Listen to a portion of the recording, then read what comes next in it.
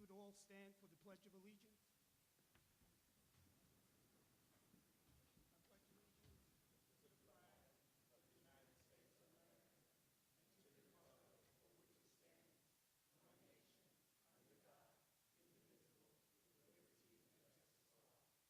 you. I'm now going to do the roll call. District 1, Ms. Jasmine Bowe. Present. District 2, Mr. Mark Christmas. District 3, Ms. Jessie Gurry. District 4, Ms. Victoria Williams. She's here, just not with us right this second. District 5, Ms.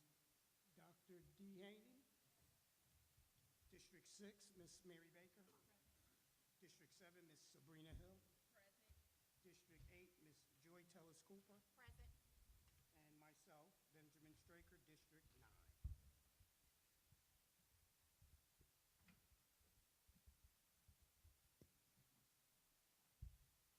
Now reading the ethics statement. In accordance with Board Policy BH, it is the duty of every board member to avoid both conflicts of interest and appearances of such conflicts. Does any board member have any known conflict of interest or appearance of such conflict with respect to any matter scheduled to come before the board at this meeting or appearing on our proposed agenda? If so, please identify the conflict or the appearance of conflict and refrain from participation in the matter involved.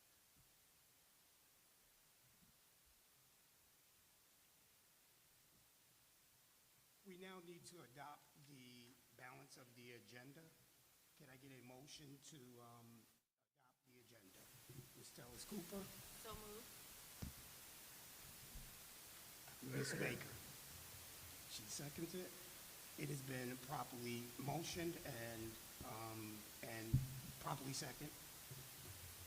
Can I get a vote for the adoption of the agenda? Point of information, please. Should I go ahead? Yes, I would like to understand why we are operating under a revised agenda Yeah. compared to, direct that to either the chair, superintendent, or Mr. Doyle. Mr. Doyle, I think I throw it over to you. Thank you, Mr. Chair. I believe this refers to the interim superintendent making a modification to the interim superintendent's report. Is that what we're talking about, Dr. Gorey? What I'm talking about is the open record, the open meetings act, which means that in order for us to revise the agenda, that it would have been correct to have brought that matter to right now when we're doing the adoption of the agenda and simply have it removed from the agenda. And what I would like to do is take time to have a prayer before we started our meeting today. I also had a sermon about Esther, and it seems that I guess what I'm feeling here is like we have some type of a country article wrong, in that I sent a suggestion to the masses, and the men just seem not to adhere to the suggestion. Because once you send out a revised agenda, it kind of looks a certain way. All we have to do is remove it from the agenda, and I hope that in going forward, we will just do that according to the law and according to Robert's rules. Duly noted. Can I get a vote for the adoption of the agenda? One moment. Mr. Chair, point of inquiry. Go for it. I think that's a really thoughtful question. My question for you, Clem, is, and I'm asking to learn, when the superintendent has his list, or any superintendent today, our interim, has their list that they are excited to present to the board, does that still need to go through the board if the superintendent has either one less thing to update us about or one more thing? I don't know. I feel like our agendas change all the time, and I'm curious if what Ms. Jessie just outlined is for board items or the superintendent items. I think it's a good question. I'd love to learn. Right. I don't think that policy BCBD was violated. The agenda was shared 3 days in advance. I think you're in a gray area. You know, the chair, the vice chair, and the superintendent historically meet to set the agenda and then distribute it. It's a little tricky to get into board action on interim superintendent report because that's the interim superintendent's report. Not saying the question's not a good one. Not saying you couldn't handle it a couple different ways. There's just no policy against the way that it was handled. Ultimately, it comes where it should come. It's coming to this board for a vote. And then it is a different matter changing the agenda going forward. I see. Thank you. So basically what you're saying is that until we get to the adoption of the agenda is really not necessarily set. There's a number of ways you could do it. The other thing you could do is just say interim superintendent's report and don't put anything under that. Right. And it's up to the interim superintendent to generate a report. So there's a number of different ways, and maybe Right. today's not the day to figure that out. But yes, to your point, Mr. Chair, probably want to figure out and do it consistently in fairness to all. Right. And I guess it would fall in line with what we're about to do right now. When we do our board updates, it's just basically handing it over to the superintendent to do the same thing, which is give his updates. All right, thank you. Can I get a vote for the adoption of the agenda? Ms. Williams? It's unanimous. Everybody voted. All right, we now will have board member updates, and we will start with Ms. Bowles. Thanks, Mr. Chair. I actually prepared some thoughts tonight. So good evening, community. Glad to be with y'all. As we gather for tonight's board meeting, I am also grateful to Pastor Tuck for opening us up with prayer. And as a nonprofit leader, a yoga instructor, and a gardener, I often find myself looking for the root of some of our challenges. And I think that in our schools, some of the root here is the vision that we have for our collective safety, sustainability, and success. So as I look at current events across the country and locally here in Georgia, it's clear that we're in a season that demands a specific kind of leadership. We need leaders to behave with empathy, clarity, and a deep commitment to our district.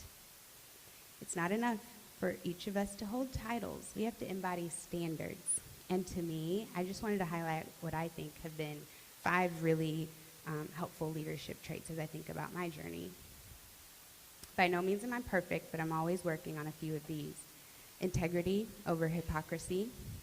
So making sure that we lead by example, living our values out loud, and working daily to close gaps between what we say and what we do. We also need deep accountability. True leadership is a form of service. We're not just accountable to metrics. We are accountable to families, to educators, and most importantly, to our students. We must remain answerable to our community and welcome transparency, even and especially when it's most difficult. We also need leaders who function with humility and prioritizing mentorship. We need leaders who lead with empathy and have the humility to always listen. Our goal should be to lift while we climb, ensuring that as we grow in our roles, we're always creating pathways for others who want to come behind us. Number 4, I think it's really important for leaders to be visionary. In moments of uncertainty or especially dark times, a leader's job is to be a source of light. We must offer more than just a plan. We have to offer hope and inspiration that reminds us why we're all here to do this work in the first place. And we also need unwavering courage. We need the courage to make the right choices, not just the easy choices, to have the necessary conversations, not just the ones we want to avoid. So we have to stand firm in our commitment to our children's future and challenge the status quo. Beyond those leadership traits, I want to remind you that one of the best ways for us to be leaders is to show up and vote. We're currently in a critical election window, and I want to ensure every member of our community has the dates they need to be heard. Early voting began today and runs through Friday, May 15th. Primary election day is Tuesday, May 19th, And our local community spaces like Lake Spivey, South Clayton, and the Flint River Community Centers are open and ready for you. Please make a plan to vote. Our schools depend on the leaders we choose at every level. And my last update for you all today is more on a personal note of wellness. I want to invite all of you to come and take a breath. We've been working really hard this year, and to help us close out the semester with intention, our last yoga session will be next Wednesday, May 6th. Balance isn't something you find, it's something you have to create. So as we head into the final weeks of this academic year, let's commit to creating the balance that we and our children deserve. Thank you for your partnership, for your passion, and for your presence tonight. I am looking forward to a productive meeting. Thank you, Ms. Ball. Mr. Christmas. Thank you, Mr. Chair. I don't really have an update, but what I want to say is every board member in here probably disagree with me, but I don't think board updates should be on. I don't think we should be doing board updates. If it's not about children, what are we doing? These employees, the superintendent employees, have been here all day, and it takes an hour or 45 minutes to do board updates. If you want to do an update, send it in and let them show it on the screen. Quit wasting time. Thank you. Ms. Correa. That makes me scared to say anything.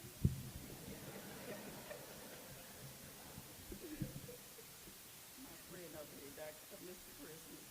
But anyway, mine was about children. I had a very nice girls' conference. I think pretty much most of the board was at, they were at this event.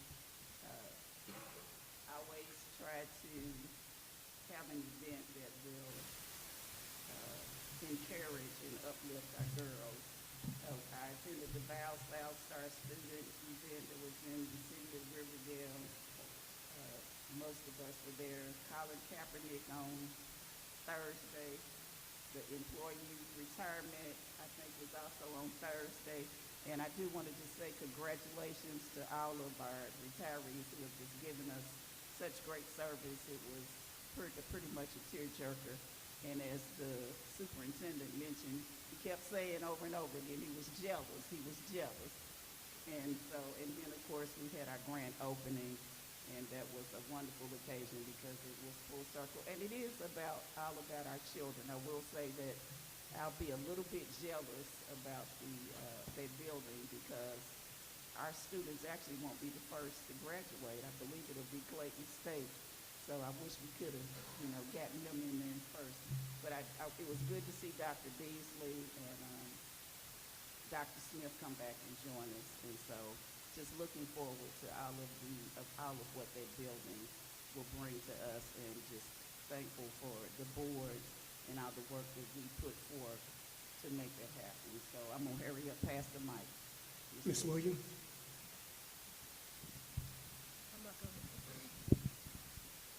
Can y'all hear me?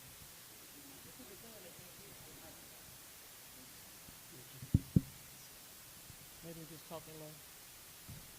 I'm going to say what I say every week about taking care of yourself, because every day is something new. People irritate you early in the morning, late at night, in the middle of the day. So you have to pray through your whole day. Amen. On some days, you just wanted to take the whole day off. That's what I almost did today. I'm just saying. So just take time for yourself. You feel yourself getting overwhelmed, just take an hour break and just go walk and just kind of, you need that downtime to kind of think about what you're about to do, what could happen, what might happen if you don't calm down. So take time for yourself. Take time to rest. Don't let this work overwhelm you. Any work that you do, you need to take some time just for yourself, by yourself. Thank you for talking directly to me, Ms. Williams. My board updates really quickly. The opening of the arena, that was surreal. The week before, I had to go and sit down in the arena because I couldn't believe it was real. I'm excited about the fact that there's going to be economic development around the arena, which do the math. For every $100 that is spent in Clayton County, which this should increase, we get $1 for that directly to our East Loss. So we're looking forward to the economic development that is going to be happening around the arena now. The school system's done its job, and now we're looking for the cities and the surrounding county to actually follow through. Next, Colin Kaepernick was in Morrow with his Lumi AI. The superintendent and I were sitting at the same table as we seen the presentations of these children, and oh my God, it was amazing. I mean, these children were writing stories that were definitely publish worthy. And the tool that they're using, we can use that tool as a framework and a blueprint for how AI can be integrated into, the educational system. I came from the building across from here today with a Mr. Trey Horton. Does everybody know who Trey Horton is? Trey Horton is the guy that played Marlon in the Jackson 5 movie, which was excellent. And Trey Horton came over to have an industry chat with the kids, and oh my God, it was unbelievable.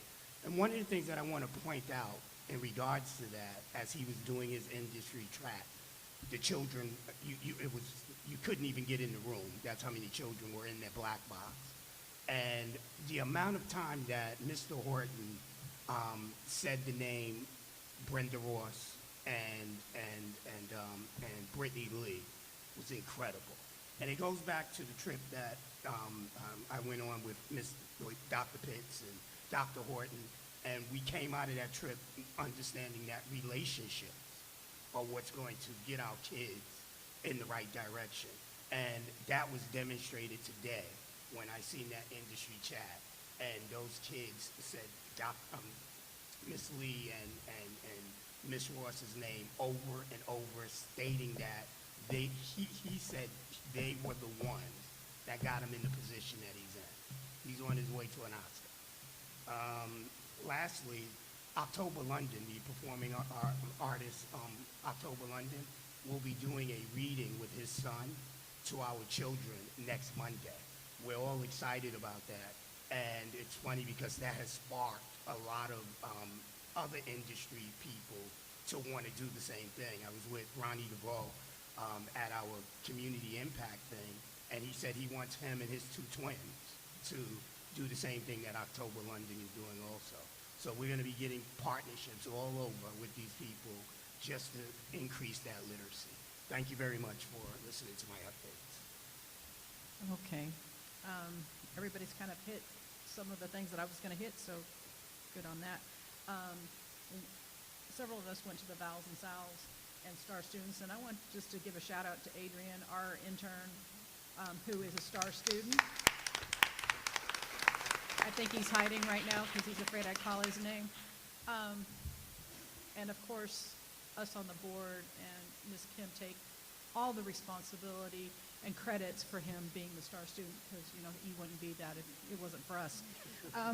But congratulations to him for sure. I just want to give a shout out to everybody.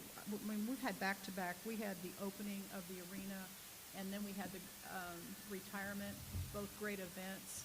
But I just want to give a shout out to Ms. Rice and her department and her team of Wonder Women, as I call them. And also maintenance, because I know they were the ones who got us up and going. So there's just a lot of people behind the scenes that make it work, and gives me and others the opportunity to stand up and look cute. So thank you every day for what you do. I just want to get, while I'm talking about Ms. Rice and her department of Wonder Women, there was a fire at one of the apartment complexes. Over 30 families lost their homes, and she put a shout out to people because they've lost everything. And we just have several of our men in our maintenance department who called her within hours, talking about furniture and just things that they need. So again, we have people behind the scenes that are heroes even if they don't have capes. Now, Dr. Hendricks, we might need to order some capes, I'm just saying. But, again, thank you for all that you do every day. Dr. Haney. Okay, really quick,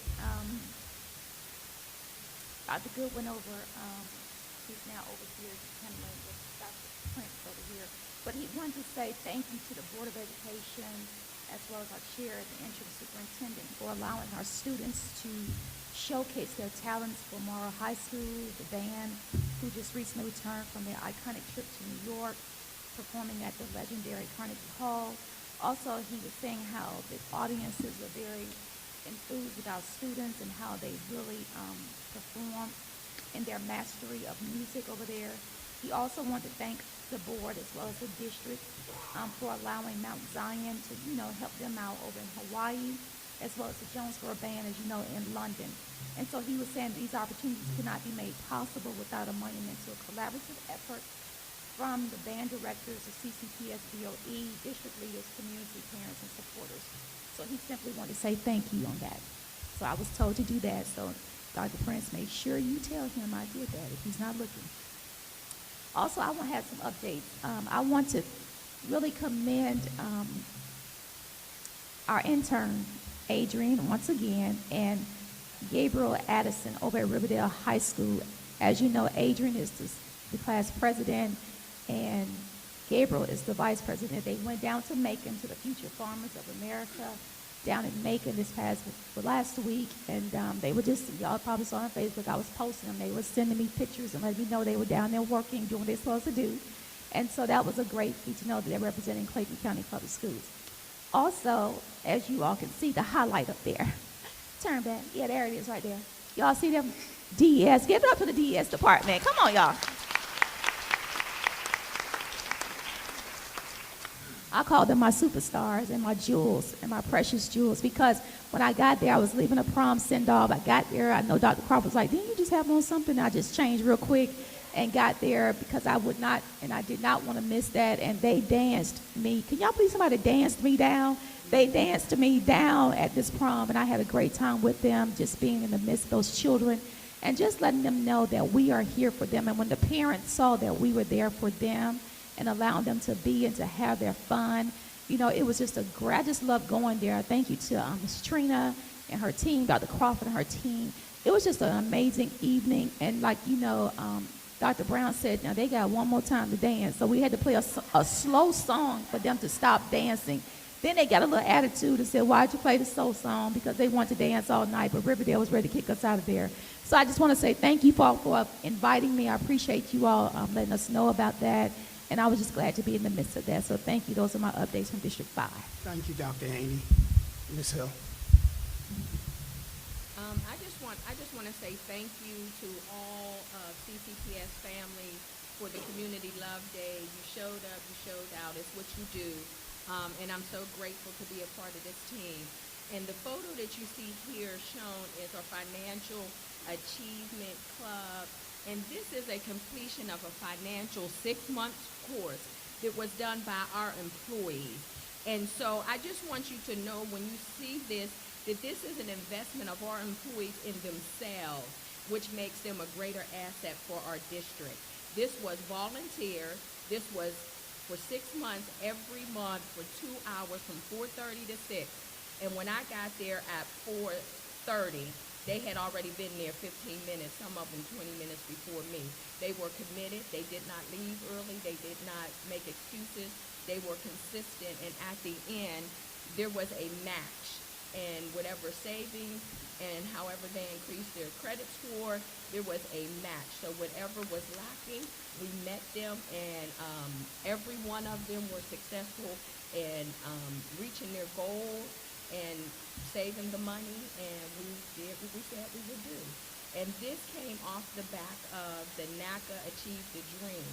So anyone who attended a NACA Achieve the Dream and they walked away and the only thing they were missing was a savings account, this is in support of that endeavor. And so we continue to build our families by building our staff, because when our staff is whole, our children are whole, our community is whole. So I want to say thank you to my CCPS family. And when I tell you that's a family there, because it was a bond. When you meet someone for 6 months, every time there creates a bond because there's a level of vulnerability. But we taught them everything, anything they wanted to know, entrepreneur, if they wanted to know about retirement, if they wanted to know about investments, anything they wanted to know, we made that present for them, and they definitely took advantage of all of the opportunities. The testimonies will bring tears to your eyes, and I want to say thank you to our department heads who I invited at the 9th hour, and they showed up in support of their staff member, and that just was the highlight for the employees to see that their department head showed up to celebrate with them. So I want to say thank you to my CCPS family for always being there in any capacity. It just brings joy to my heart to see you all in the work that you do. Because of you, I am, and I just want to say thank you. Thank you, Ms. Hill. Ms. Tellers Cooper. Good evening. So just a quick update, just to give you a highlight. I had a Reading is Lit event at the Flats at 1885. One of the things that brought joy to my heart was when I got there, so many kids came down just to get books. They were so excited that I was there with the books. And then their last question to me was, when are you coming back with more books? So I immediately called Dr. Hendricks and I was like, we need to find out if we can get something together and service these individuals in the apartment complexes, because our babies wanted to read. So I did want to highlight that. Some of the other events that I want to highlight is on tomorrow, Georgia PTA District 7 will hold its spring conference at starting from 6 to 8 at Forest Park Middle School. So I'm inviting everyone out with Ms. Arvis Walker that will be presiding over that meeting. Also, the deadline for the Joy Teller Scholarship Fund is on May 1st. So if there's any students from Forest Park and Morrow High School that are still looking for scholarship dollars, that scholarship is still out there, and you have until May 1st. And last but not least, there will be an event that we will hold in the cafeteria. Ms. Shanita Conley is Your House in Order? This event will have panel discussions where we'll discuss wills, probate court, estate questions, or anything that you would want to know. So she's partnering with myself and also Congressman Alfred Dixon. And again, that is on May 17th. So at 1 p.m. So I'm asking you to come out and support on that. And it will be in the cafeteria. That's my update. Thank you, Ms. Tellers Cooper. Mr. Superintendent. Mr. Stricker, before you move to that, I wanted to shout out Miss Williams and her son, because she's telling us about feeling good and all that type. But Y'all Got It? Are you all familiar with Y'all Got It? No, it's a song from The Wiz. And the Stillwell School of the Arts received the Schuler Award for Y'all Got It, and our board baby, Rayshawn Williams, was in it, and we traveled all the way out to Cobb County for the event. So I did want to, Mr. Christmas said we took a lot of time. We want to talk about our board baby. So, Mr. Superintendent, the floor is yours. First of all, good afternoon, good evening, team. I'm talking directly to you. The same in every room. Lead with courage. Lead respectfully. We keep our children first, always, no matter what. I wrote to you in the leadership lens, and I wrote that from the heart. And I mean it with every beat of my heart. And I want you to make sure that we are leading that way every time. I want this community to know. And we'll always have doubters, but I want this community to know that every piece of work that we do is with the children in mind. Now, we don't always agree, even amongst ourselves. And as we put our products in the world, we'll find that there are individuals who don't agree as well, and that's okay. That rub together is what makes us more powerful, and it helps us to get to the real answers. And I want to publicly say thank you. I've been sitting here and just looking at all of you and just marveling at what we can be and what we're going to be together. So I thank you. Good evening, Mr. Chair, Madam Vice Chair, members of the board and our Clayton County community.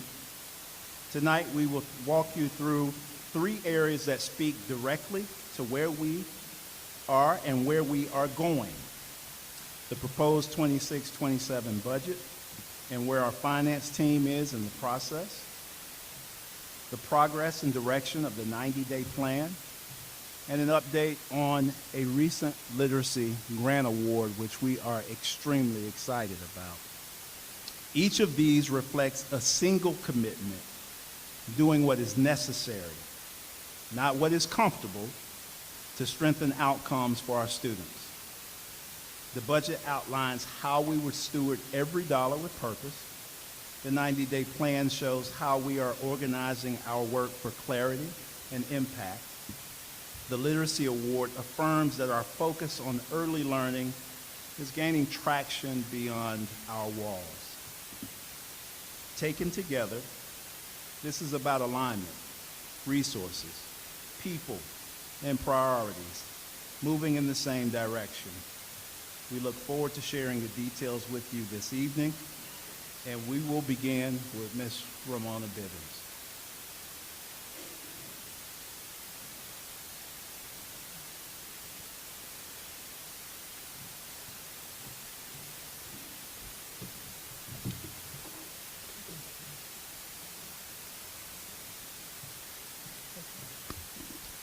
Good evening, Mr. Chair, Madam Vice Chair, members of the board, colleagues, and community. This evening, I will be giving update on where we are with the fiscal year 27 budget process. It's still a work in process. We're waiting on some information from the state to finalize our state revenue projections. We've received a preliminary digest from the county tax assessor, and we've been working with the departments, meeting with departments, trying to find other areas to reduce so we can have a balanced budget. This budget that we're preparing prioritizes instruction, even amongst the financial pressures. So we want to make sure we keep, as Dr. Hendricks said, the students at the focus of all of our work. So we are facing right now where we are a $23.5 million gap. Our total projected revenues is $713.6 million, where our expenditures at $737.2 million. On the revenue side, our property tax, projected property tax revenues increasing by about $10 million. That's about a 3% increase in the digest. And remember last year we had projected a 7%, but we only had 4%. So this year we're going to be a little more conservative and go with 3%. If we get 4%, that's good. But right now we're at the 3% projecting increase in value. So that will yield us about $10 million. Our recording intangible tax increased. Our ROTC funding increased a little. However, our interest earnings has declined because of the delay in getting the property taxes in December instead of January, and we had to use more of our cash reserves. So we didn't have as much money to put in that investment account to earn interest. So we did decrease that for next year. And then the TABT and the real estate transfer taxes have declined some as well in that area. Also, if you recall, if you remember from all the years you've been serving, our major revenue sources, of course, are local property taxes and our state funding.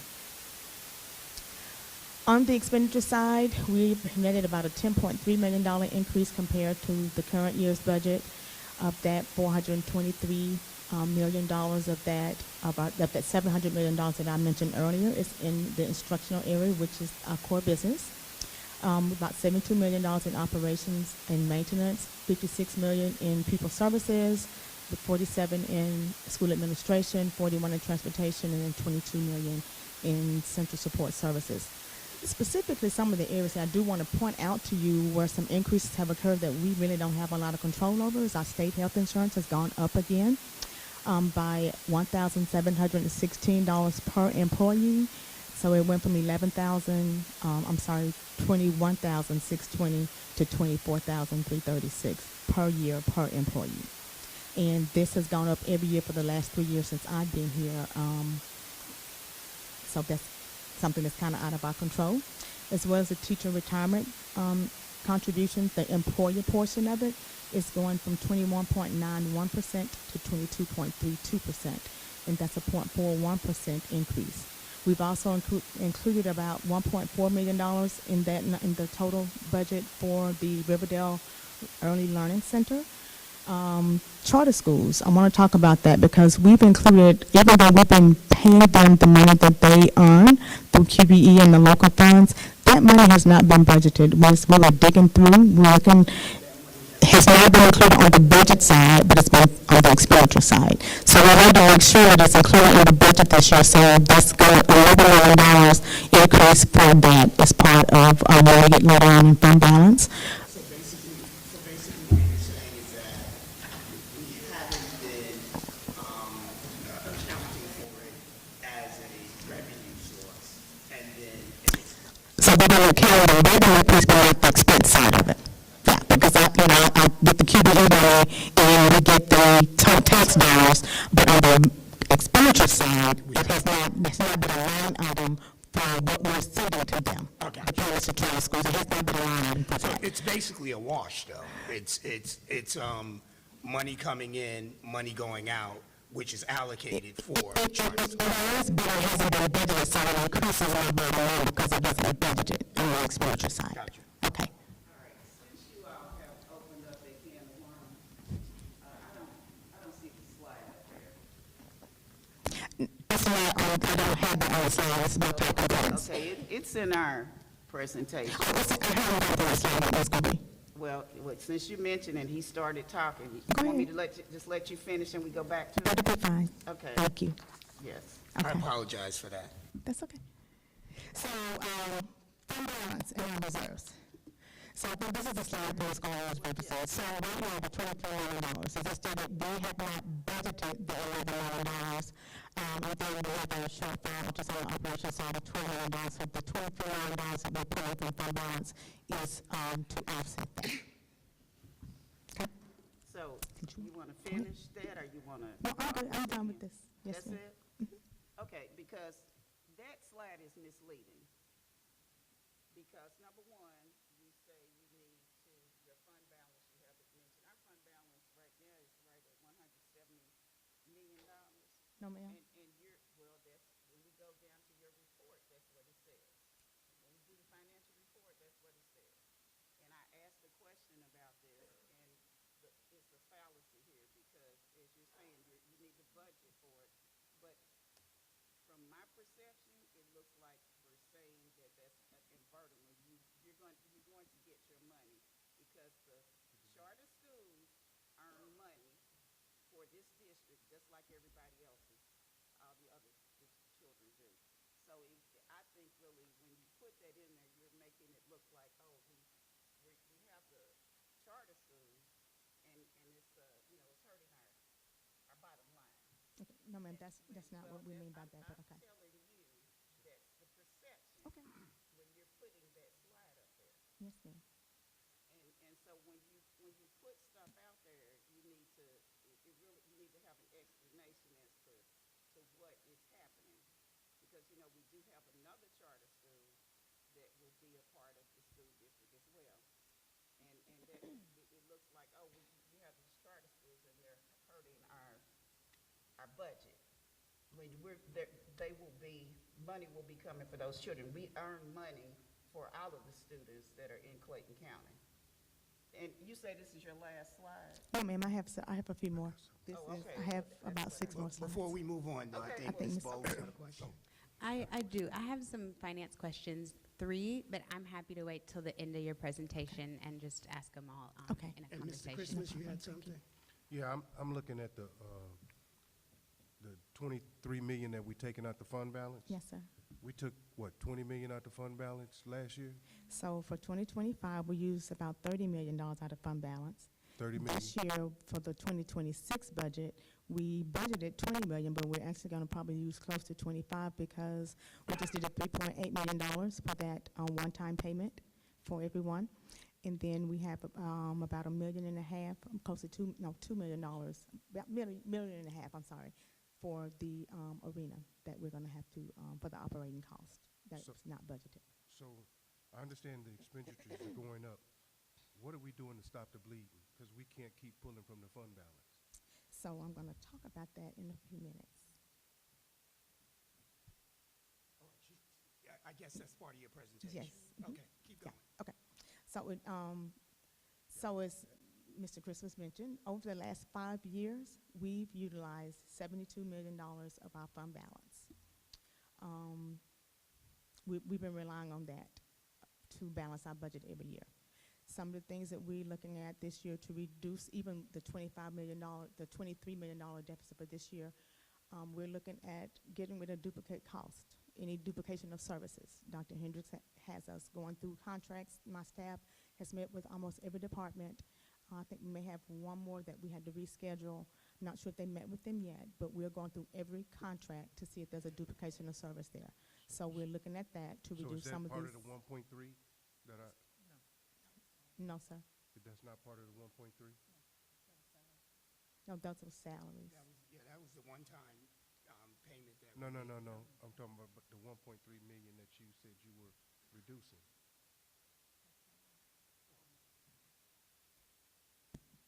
He's talking about for next year. For the restructure?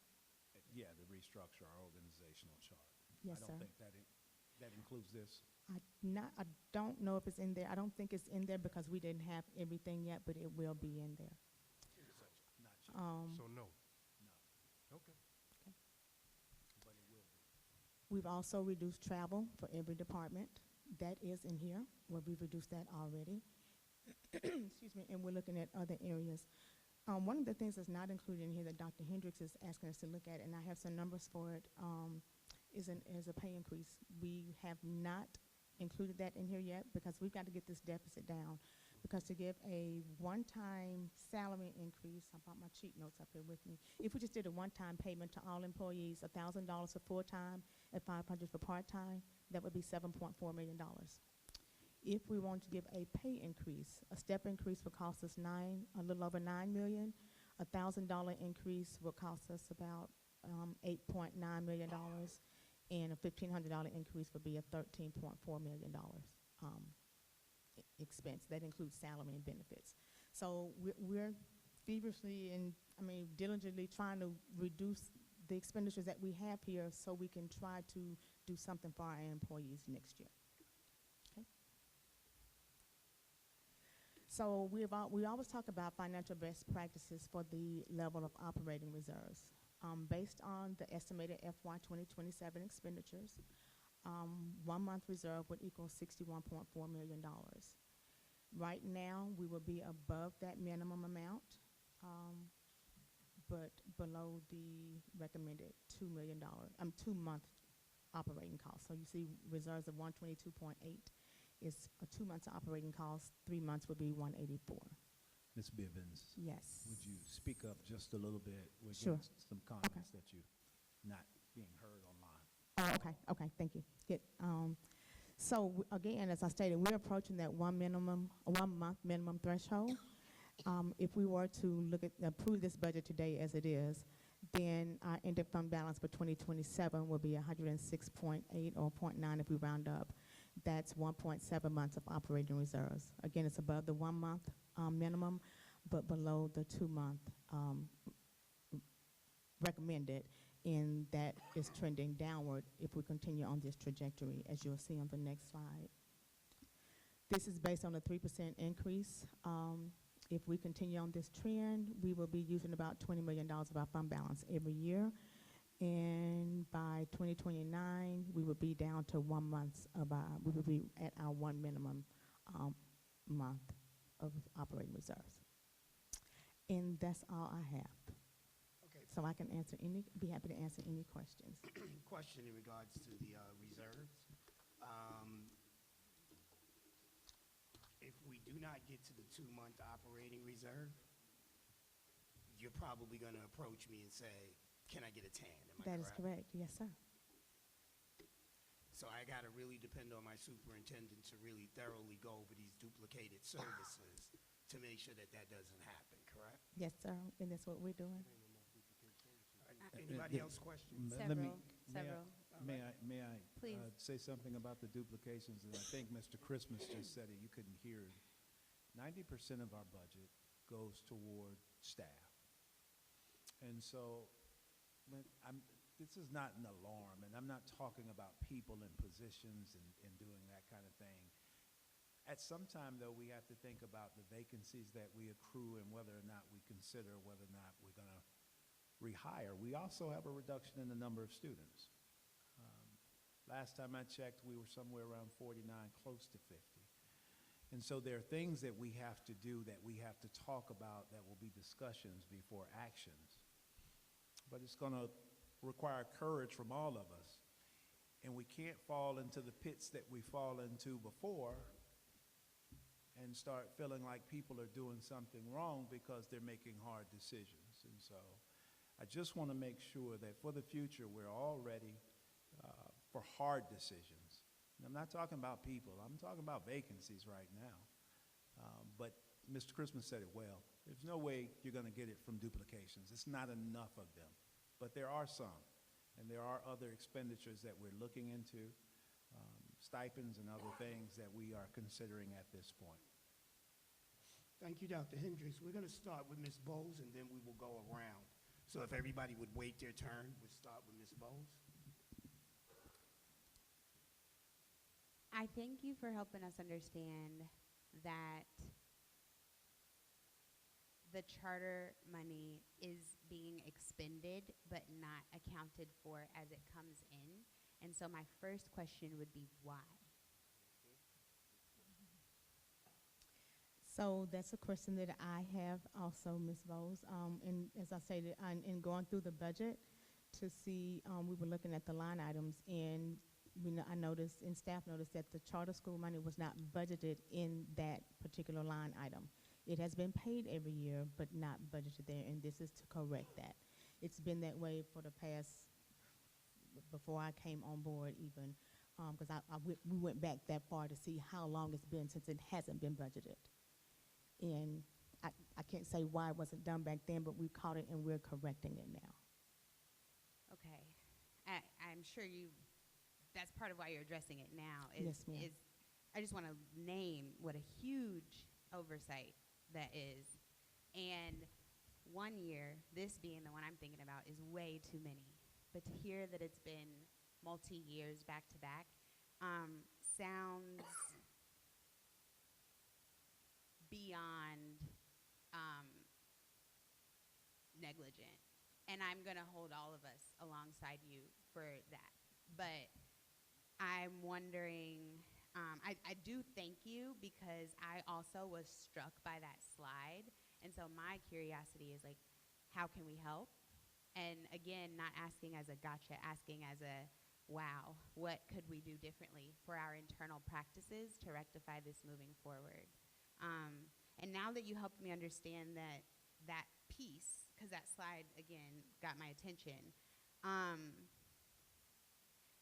if last year we relied on 30 million from if for fiscal year 25, we moved 30 million from general fund.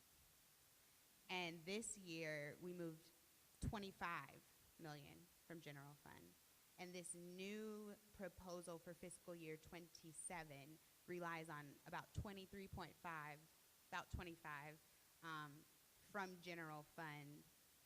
I'm curious about our specific long-term strategic solutions to not only fulfill this gap, but I want to think about how we administer our finances, all without compromising our biggest priority, which is excellent classroom instruction. And again, that's probably a loaded question, and I just want to lift how important that is, because the depletion of the fund balance, I'll sit that question on the table. That was question number 2. We can talk about it. But long-term solutions, and if you have any, I'd love to hear it. But I hear you on what we might expect building up to fiscal year 29. And one of the most key points that, again, I appreciate through your upfront transparency in this presentation and even in our conversation, but in fiscal year 29, correct me if I'm wrong, we might be looking at less than 2 months of reserves, right about 1.7 months. And so you're right. Costs are going up for all types of reasons. You talked about health insurance, gas prices for our fleet, TRS expenses. There's so much that's out of our control. But properly allocating charter funds seems to be within our control. And then this depletion of our general fund balance while making long-term commitments that are high-ticket cost items. And we can talk about what those are. But just raising this flag. That gap, I want to know what we'll do about it and how we can improve our accounting on the front side for all of our schools, including our public charters. But 1.7 months of reserves, we've worked so hard to get out of that type of situation, and I'm curious about what we can do prior to 2029 to think through how the board can help. I'll take that one. Okay.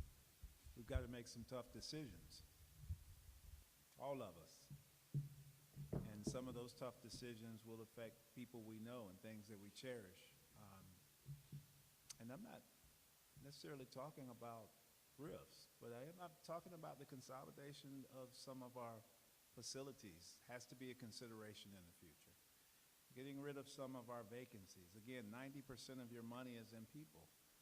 And in order for us not to affect people, not just us, but our team as well has to get used to doing more with less. And so we all know that our student population has continued to decrease, but our staff workforce has not always met that same level of decrease. And so we're going to have to get used to doing more with less. And that's going to, in some ways, be painful because change is painful. And, but it's also necessary. And so consolidation of buildings, getting rid of some of the things that people are used to. We don't need all those T-shirts, you know. Taking some of our vacancies and deciding that we can still get the job done. Those are the kind of things that we're going to have to make hard decisions about without anybody accusing anybody of doing something for, you know, reasons that are less than honorable. In order to save this district, we have to have funds. And so we will make the hard decisions, but we also want the hard support. And I'm asking for it from everybody because everybody will feel it. Because it should have probably been done a while back. No disrespect to anything or anybody prior, but it's just the work that we're left with. And so we have to do it together and stay together in the process. So. He answered the question. He did, and I appreciate it. And I offer this as support, how we can help, not at all to criticize. So thank you. Write it down so that Mr. Christmas, you're up. Well, since we're making hard decisions, I don't really have a question. I have a comment. We have a lot of vehicles that we purchased, and we got P cars that fill up gas tanks. If we're going to make the hard cuts, let's really make the hard cuts and get some folk out of those vehicles that don't need it and put them where they need to be. If everybody in here going to ride in Tahoe, why don't the board get a Tahoe? Joy want a Tahoe. Rita want a Tahoe. Everybody want a Tahoe. That's joking. Now, we got our own cars, but that's how it looks. It looks bad when we have all these automobiles and we talking about cutting budgets and doing all these type of things and cutting people and services. but we can buy equipment that we don't use. Yeah. And I appreciate your cut. So let's make the hard cuts. I'm with you on that. But also, the only person that I remember that the board said rides in an automobile was the superintendent. And we did that. But that's my comment. I think it's a great comment. You know, I've been here less than 90 days in this seat, and I do see what you see. I do see individuals in cars. I think most ride believing that it's a part of the job because it was allowed. It is one of those tough things that people are going to have to deal with. I called each and every one of you on the phone and told you that I was going to address that. I wanted to address the org chart first. But there are departments and people who need cars, and we could take away all the cars and we still have this problem, right? Because this problem is 90% of our money is in our people, and so we're going to have to address it. But to your point, Mr. Christmas, which I do believe is a good point, my colleagues know it, that we got to address the vehicle piece as well. Because even though some of the cars were paid for with grant money, the gas is paid for out of the general fund. Now, we do have to compensate people for driving their own cars around. And so we have to consider how that's done as well. But the cars will be something that we address really soon. The team is ready for that. They're committed to that. Ms. Corey?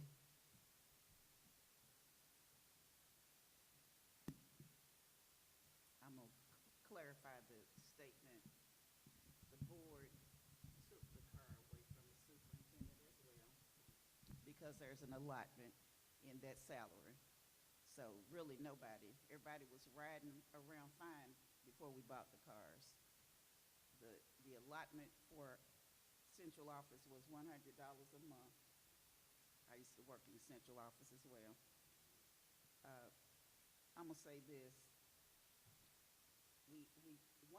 One thing that would help the fund balance would be, and I want to thank the board for being unified on this. We had one of our state representatives took a bill, tried to take it to the State House to get the squatters that are over there called the world's busiest airport, the Atlanta airport, to pay taxes.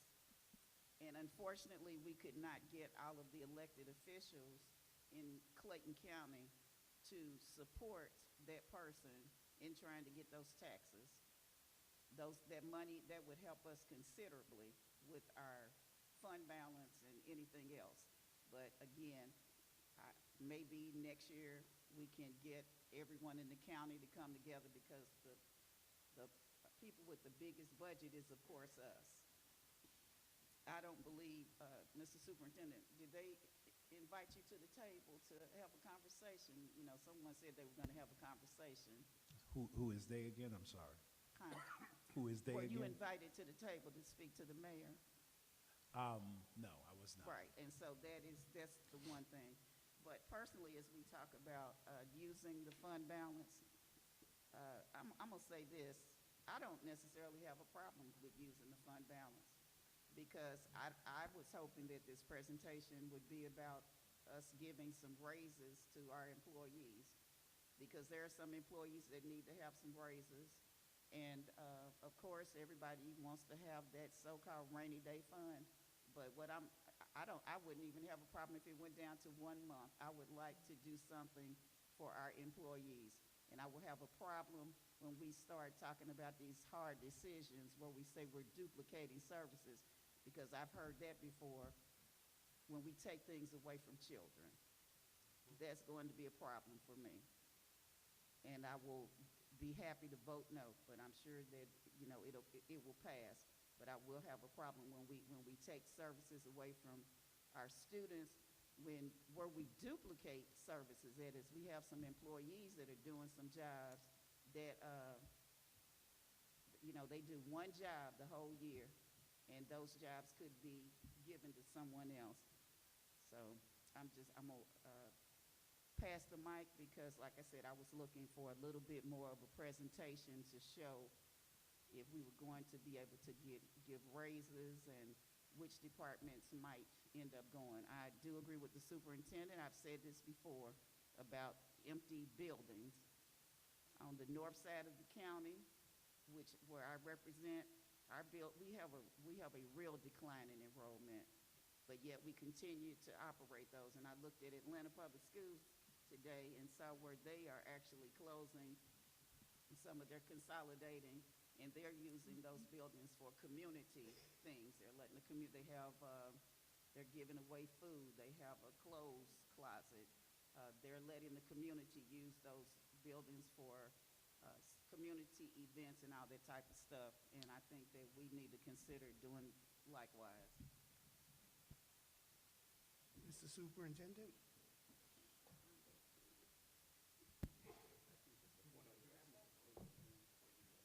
I agree. Ms. Williams?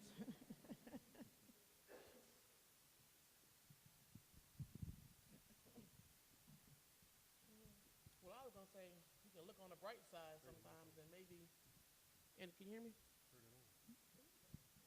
Hello? Is it on now? We can look at the fact that we did just open up the arena, so hopefully in maybe a couple of years we can start seeing some money from that.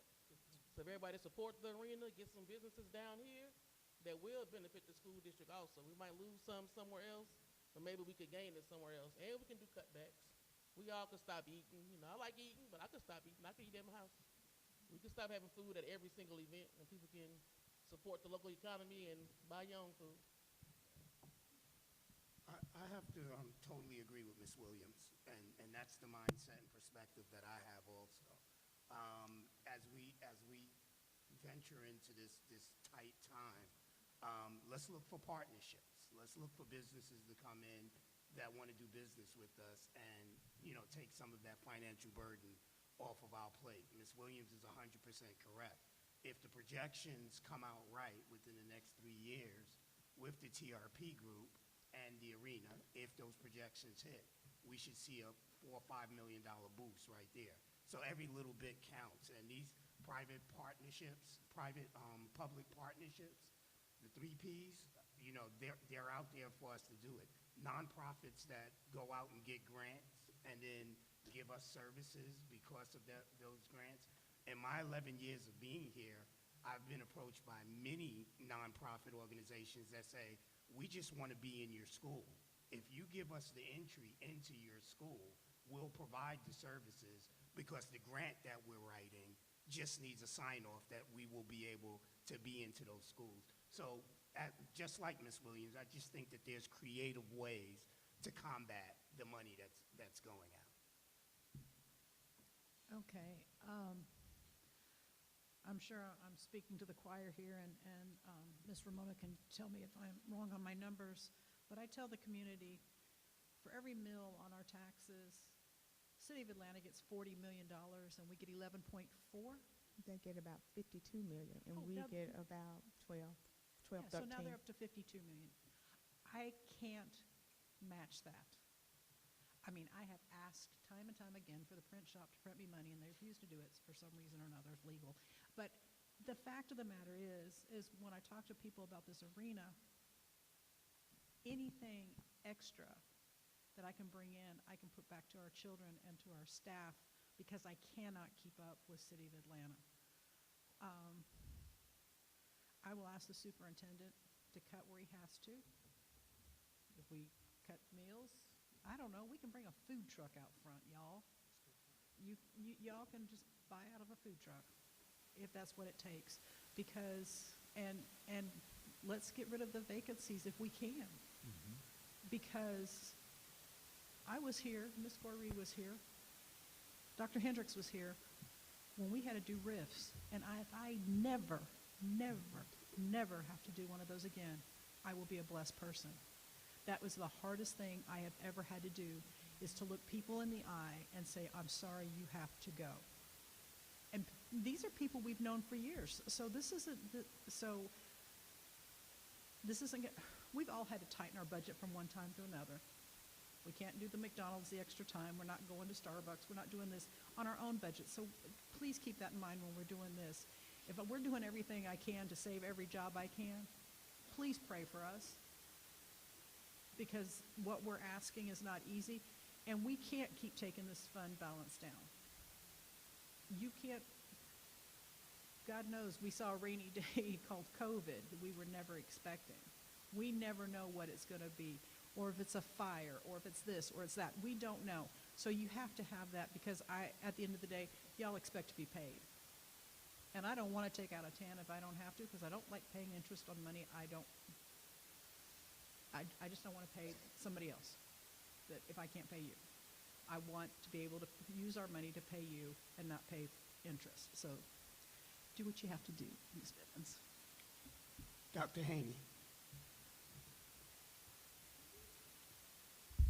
How is our partnership with the chamber? Because the chamber, I think, should be, I mean, I see what they send these little, their announcements out or whatever, but I'm just looking at the type of businesses that they're getting in here. I question that sometimes. Not saying no business is not a good business, but I'm looking at the quality of the business that's coming to Clayton. You're just putting everybody in the chamber because they're paying a fee. That needs to be stronger. Maybe that can help us as well. And like you said, like Dr. Hendricks had mentioned at when he was over at Jonesboro, we have to be careful how purchasing does a great job when they're saying how to do business with Clayton County Public Schools, how we vet. And I think that we are always approaching. I'm not knocking this community. I would love for every partner to partner with us. But there has got to be some guidelines in place. Everybody wants to partner. We are not a bank. And, I know everybody wants to bring their services to us, but we have to vet those services in order to streamline the funding that we have. And, I mean, you have to bring something to get something naturally. And so when Dr. Hendricks made that point is that he has to go through that and vet that we're not discouraging those partners in the community. But somewhere along the line, we have to have some type of agility to say, hey, this is what we are, or give a timeline. And I love the fact that how you all do that in purchasing. But I think that there needs to be a concerted effort in how we get those partnerships. Everybody mooches off us, but we don't get anything in return. Everybody wants the Clayton County name, public schools name, but we don't get anything in return but a thank you and use our staff. And I just think there needs to be a stronger or more rigid type of guideline in regards to that, so that we can see some funding coming in here for our students as well as our staff, and to ensure that everybody, we can't make everybody happy, but to make everything equitable across the board. So I think there needs to be a stronger alliance with the chamber that we need to work on and help them as well. Not knocking Ms. Williamson over there, but at the same time, I'm just looking at the caliber of businesses that are coming. And you're right, Ms. Baker, we're not Atlanta. I don't try to strive to be Atlanta, however, because we don't have that base.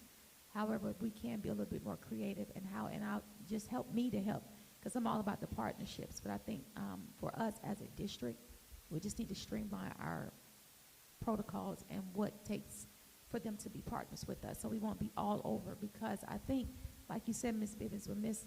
Brewer, who does a great job with that, she has those guidelines in place. But also, when you say no to those partners, please give a reasonable reason as to why you're saying no, so they won't have any type of animosity, or we won't look like we're the demon on the other end, because we're trying to satisfy everybody, but at the same time, we can't be used by everybody. Ms. Hill.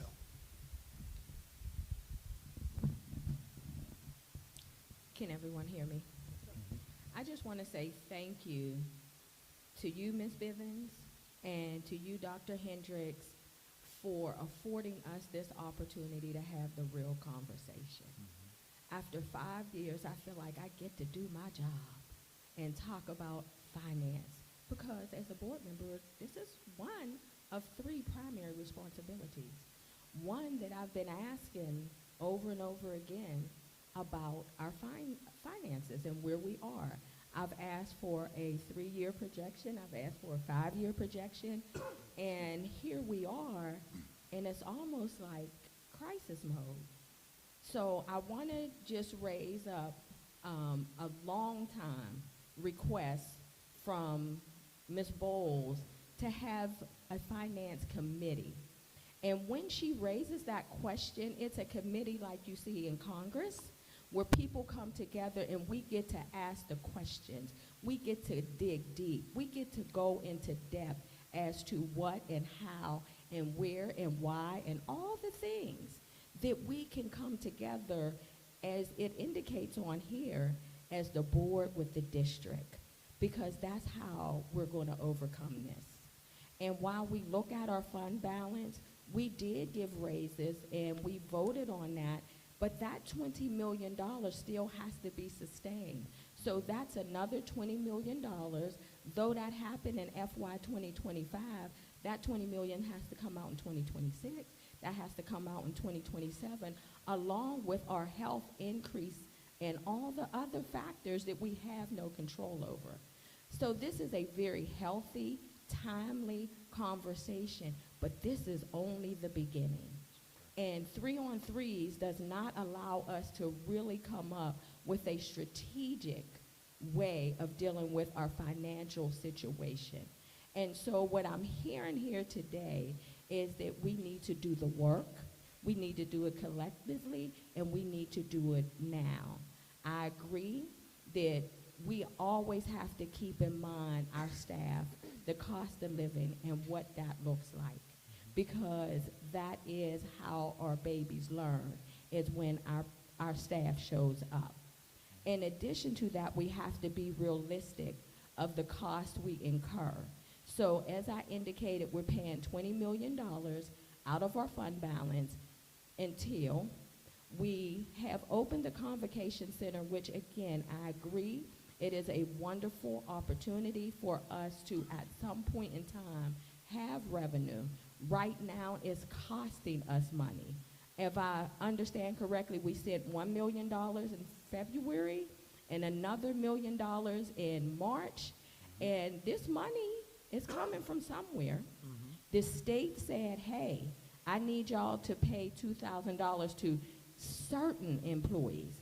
But because all employees matter, we said, nope, we can't do certain, we have to do all. So that's another $3.3 million. And Ms. Bivens, correct me if my numbers are off. So all of this is coming out of where? Our fund balance. And then to your point, Dr. Hendricks, our student enrollment is decreasing. Well, our student enrollment is what brings us revenue. So if that's decreasing, then we got a problem. In addition to that, when you look at our CCPRI, it's saying that we're paying more per pupil, but yet our academics are not increasing. So there's a lot of work that we have to do here, and I love that we're having this conversation, but I'm asking that we talk about this in depth before June, that we can make a sound decision that will sustain our district going forward. Because legislation is proposing that there's going to be another change in our property tax assessment. If that happens the way they desire it to happen, we are going to be faced with our revenue coming in after November. And if I'm clear, we can't sustain November and December. That would require a TAN. So we need to really get to work and understand where we are and where we're headed. And we can only do that collectively. But I want to commend you, Dr. Hendricks, for the transparency, because I am elated to be a part of doing what I know will make a difference for our community, for our employees, and most importantly, for our scholars, because they're going to be okay. But it is our responsibility to have the conversation. And so I'm asking for our business services to really be more meticulous about the work that they do, because these are costly mistakes, and we cannot afford another mistake. This is in addition to what was the findings of our last audit. So I'm going to need us to really hone in on where our money is, where it's being spent, and how we can do better. Thank you. May I say this really quickly? First and foremost, part of the transparency is to let you know I didn't do it. But my responsibility collectively with you all, to fix it. Second of all, what I want to say to you is we have to establish what our wants are versus our needs. I think sometimes we engage a little bit too much in our wants, and we need to do what we need. This is something that drifted into this position. It didn't happen overnight. We failed to look at our student population, which is going down because the birth rate in the world is going down, and other things that we probably self-induced, and we failed to right-size ourselves every year.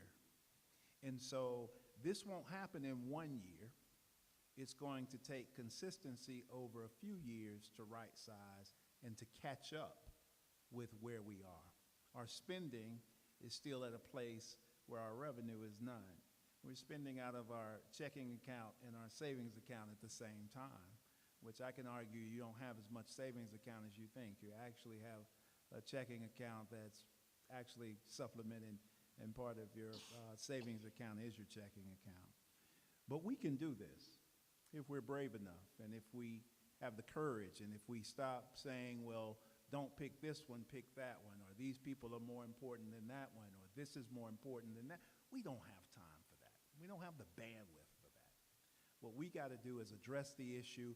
The money is in certain places, so we have to address this problem through those certain places. And so we're going to be working hard on the inside, and we want you to stay informed. The transparency is important, not just to you all, but to the community too. Last point I'll make, and then I'll be quiet. We are not in dire straits. We don't have to call King Jaffe Jaffer yet, right? If you've seen Coming to America, you know what I'm talking about. But we do need to pay attention to our circumstances. And we need to start fixing them now. And it takes collective action. So I have personally met with every department and looked at their expenditures, and we will continue to do that. And there are other things that we'll implement, and we will keep the board informed the entire way. And I want to commend Dr. D too. Great point. Everything free is not necessarily what we need either.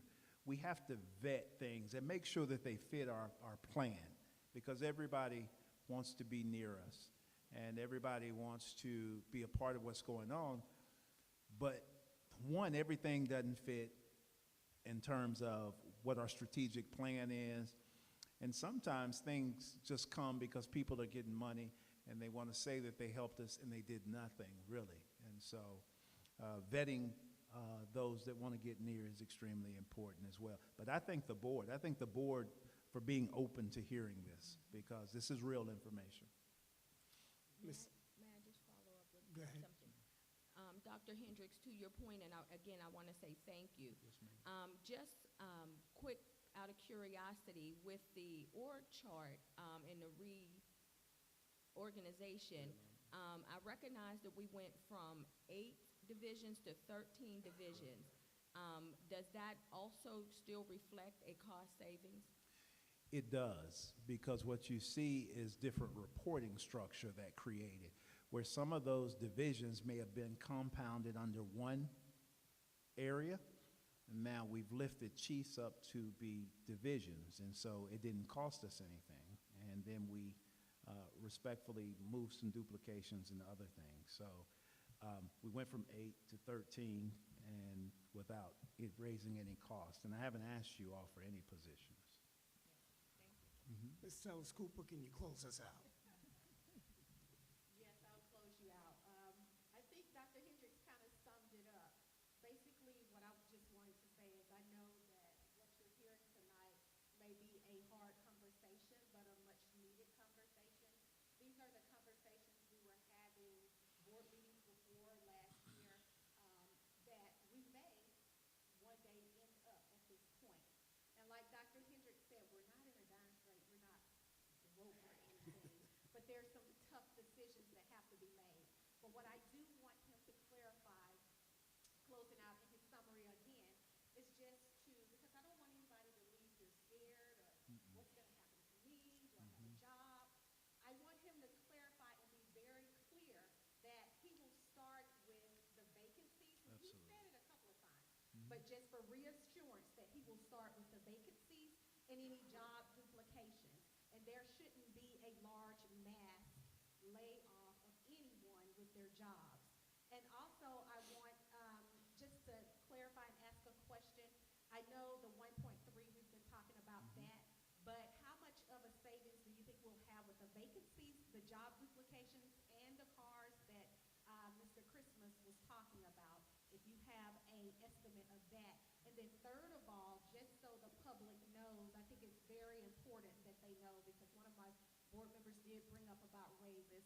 I think if I remember correctly, Ms. Bivens did, when she started her presentation, she did talk about them trying to look through to see. She gave us 3 different options as to what they were looking at and how they were going to try in the upcoming year to make sure that our employees get what is due to them and bring it to the board. So I did want that clarification. Yeah. And then Dr. Hendricks, if you could just kind of address what I brought up. Yes, ma'am. You talked about 3 things. First of all, when the time comes, we are talking about vacancies first. If that shifts, we would tell you. At this point, we're not there.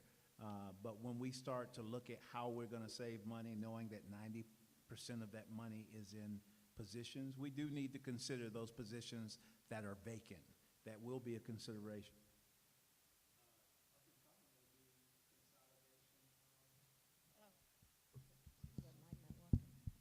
Consolidation of facilities, possibly. We'll talk about that at the appropriate time. Right now, we're not there. All of these things have to be considered. You also asked about collective savings. I would ask that Ms. Bivens and her team, they're already working on that, put that together. We're talking about reduction in stipends, reduction in meals, reduction in travel. We're talking about other things, and we'll bring that collectively to the board. And then the last thing you talked about is possible raises and or bonuses. Those things are things that we do want to consider because the price of gas is not going down, and employees expect certain things. And they should expect that their organization take care of them in that way. I think I heard Dr. Goree and others mention that. So we are looking at a couple of things. It would be premature to put those on the table because sometimes when you say those things, people take them as, okay, that's what we're going to do, and they hold you to it. But that is the plan. It's always the plan to invest in our employees. And that's why we look for duplications. That's why we see some of these things that are actually roles of employees, and we say, let's pull that back. It's not that these things are not good. It's just that we have to consider whether or not we can do the job and whether or not we can take that other money and invest into these employees because they have children and lives and all of those things as well. We looked at how many raises, how many cost of livings we've given to our employees in the last 25 years, and we really need to catch up because we haven't done as many as we should and could. And so as much as possible, increase for our employees, investment into our employees is always on the table. Thank you for that explanation, Ms. Williams. I just want to make. Can you hear me now? Hear me? Yes, ma'am. Yep. No. Yes. I know. Okay, well, I'm gonna talk loud if they can't hear me, because I can't hear myself, so I'm not sure. But so some of the stuff we're talking about with the budget, the $3.5 million and the money, the $1 million we're giving to the arena, $2 million, whatever it is. Last year when we did the budget, that wasn't supposed to come from us. So stuff comes up that we don't know comes up. So I don't want to make it seem like we're not managing the budget. Like the $3.5 million last year, we didn't know Kemp was giving out raises for us to have to give out the $3.5 million. So some stuff that we can have all the conversations in the world, but if we don't know what's happening, we don't know what's going to happen. That's a good point. So we have to look at stuff like that too, to not make it sound like we all misusing the money and misusing the funds, because we all been here, all the departments are here, and it's up to everybody. So stuff does happen, so we do need some kind of fund balance. But some of the stuff, like the bonuses, we want everybody to get it. But if he gives out something again next year, we won't know that now until they give out stuff. I just wanted to put that out there. Thank you. I think, go ahead, Ms. Bivens, you can wrap that up, and then we'll move to the next just topic. one comment. Ms. Bowles asked about long-term solutions, And Dr. Haney hit something and made me think about it. She was talking about the type of businesses that's coming to us. What would help us is if you all would advocate for the school district with our development authority, with our county's economic development department. For instance, the development authority, they give tax abatements to lure new businesses. I'm okay with giving some tax abatements, but give them 90%, 80%, 100% for 10 years at a time, that takes away from money that we could get additional tax revenue on. So if you all can, that's one thing that, I think you all could do is advocate for, on behalf of the school district and our scholars, is that you're giving up that much revenue over that long a period of time. So. Question. Yeah, I'll go after Dee. Yes, my question was, does the Board of Education still have representation on the Development Authority? Ms. Bivens. Thank you. Yeah, I fuss all the time when I go in there. So, yes. Sweet, thanks. Is this mentioned, what you just suggested, Ms. Bivens, is that mentioned at the budget advisory meetings, that we can have some type of? It has not, but I will Okay. make sure we Please. talk about it at our next meeting. Thank you. Yes, ma'am. All right, Mr. That's all I have. Superintendent, I think that's it for this topic. Thank you. Yes. Next up, we have Dr. Ebony Lee, who will be talking about the 90-day plan.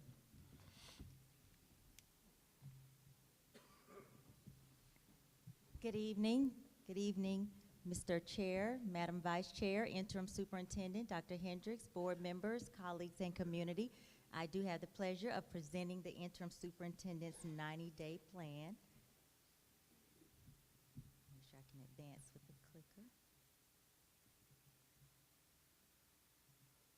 Okay. Specifically, I will highlight some of the accomplishments from 90 days, as well as how we're continuing to advance the work forward. And while I'm presenting this evening, any of my colleagues really could have presented this presentation, because this has truly been the work of our day-to-day efforts. So I just wanted to acknowledge that while Dr. Hendricks had the vision, developed the plan, we have collectively embraced it and are fully implementing. So we're excited about where we're headed. The plan was designed to bring clarity and consistency, and the word that we all keep hearing, which is coherence. And that's exactly what is taking place. We're level setting to level up. Dr. Hendricks began at a very important phase with listening. And listening has continued throughout each of the three phases. Listening, assessing, stabilizing through our board-hosted listening tours, as well as our classroom visits and other community meetings, so that he could receive a 360-degree view of our school system. From the diagnostic period, we began aligning, correcting, and organizing, and you'll hear later in the presentation the work that is coming out of those cross-functional meetings. And as we close out the 90 days, we are executing, monitoring, and institutionalizing those practices that we know will help to improve outcomes for our students. You heard it earlier, the children eat first. That mindset has been beyond words, but truly indeed. So that graphic here, who many of us we've seen now through our reorganization of structure, places our students at the heart, signifying that the children eat first. They are physical representation of the almost 50,000 students that we serve. You'll notice in the heart of it, the core is teaching, learning, and assessment, the new division for teaching and learning, and all other divisions are wrapped around teaching, learning, and assessment. A very important part of the 90-day process, prior to Dr. Hendricks' onboarding as interim superintendent, as senior deputy superintendent, he administered climate surveys to all divisions. An expectation is that from those climate surveys, we develop corrective action plans. A comment that is often shared by Dr. Hendricks is that our children feel everything. So they feel the misalignment, or they feel when we are aligned. And they also feel when we are not executing and following up on efforts efficiently. The very first week of Dr. Hendricks' appointment as interim, he level set everyone with the professional agreements of owning your work, being the model, following protocol, hearing other voices, treating others as professionals. And those professional agreements are what we embody as we lead and work with our colleagues. I've already mentioned the listening tours. Many of us were present. We saw that they were standing room only. And the first voice that we heard was a student voice, as well as other board members and our community and school leaders. Lastly, I would like to just lift off the slide the leadership lens. How many of you received the leadership lens? Raise your hand if you received the weekly leadership lens. Yes, and just like with other communicative efforts, it has been very well sequenced. It started off the leadership lens going to school leaders, our board members, core cabinet staff, and now our community members are receiving clear expectations of how the work is advancing. Everyone has a part. Everyone is instrumental. Dr. Hendricks is not leading from a me standpoint of I can do this alone. Additionally, one of probably the hardest decisions that he's had to do as interim superintendent, but with courage, is to place the students first. And that did require some restructuring, and as you heard earlier, transitioning from 8 to 13 divisions so that we could clarify roles, reduce duplication, but more so have efficient decision-making so that our students could receive the support that they need. That resulted in a net of $1.3 million, and those funds can be distributed to our improving student outcomes as well as lifting other programmatic priorities for our school system. The next area speaks to the cross-functional meetings. Why do leaders exist? To solve problems. We know the core work. We run to the problems, and we have several cross-functional team meetings, such as time and attendance, the onboarding process, literacy, academic coherence, facility usage, and there's several others. And that requires that we're working together so that we don't have unilateral, isolated decision-making where we're not examining all perspectives. It is a model process for problem solving. And we have clear communication protocols. We often heard during the listening tours from our families and others that we needed to work on homeschool, school-home communication. That's now a cross-functional team led by Dr. Radcliffe. So it sends the signal that we're not just listening and not just hearing, but we're actively working to address any urgent matters. A part of the student experience and climate improvements from the 90 days is we now have an updated universal discipline behavior matrix that has been shared for feedback at every level, from the students to parents to staff, et cetera, and will be implemented to support more equitable implementation of our student code of conduct. We are excited to share that we received a no determination of significant disproportionality among racial ethnic groups with over-identifying students for special ed. So let's acknowledge our student support divisions and Department of Exceptional Students for speaking to equity in the work. And then here, just acknowledging that our students need experiences beyond the classroom. So while we have great attention, we continue to have attention to the 4 E's: enrollment, enlistment, employment, and entrepreneurship. We know that prior to that, we do need meaningful, purposeful, and free partnerships so that we can create those pathways and those pipelines for our students. So under Dr. Hendricks' leadership, we officially opened our Junior Achievement Delta Discovery Center.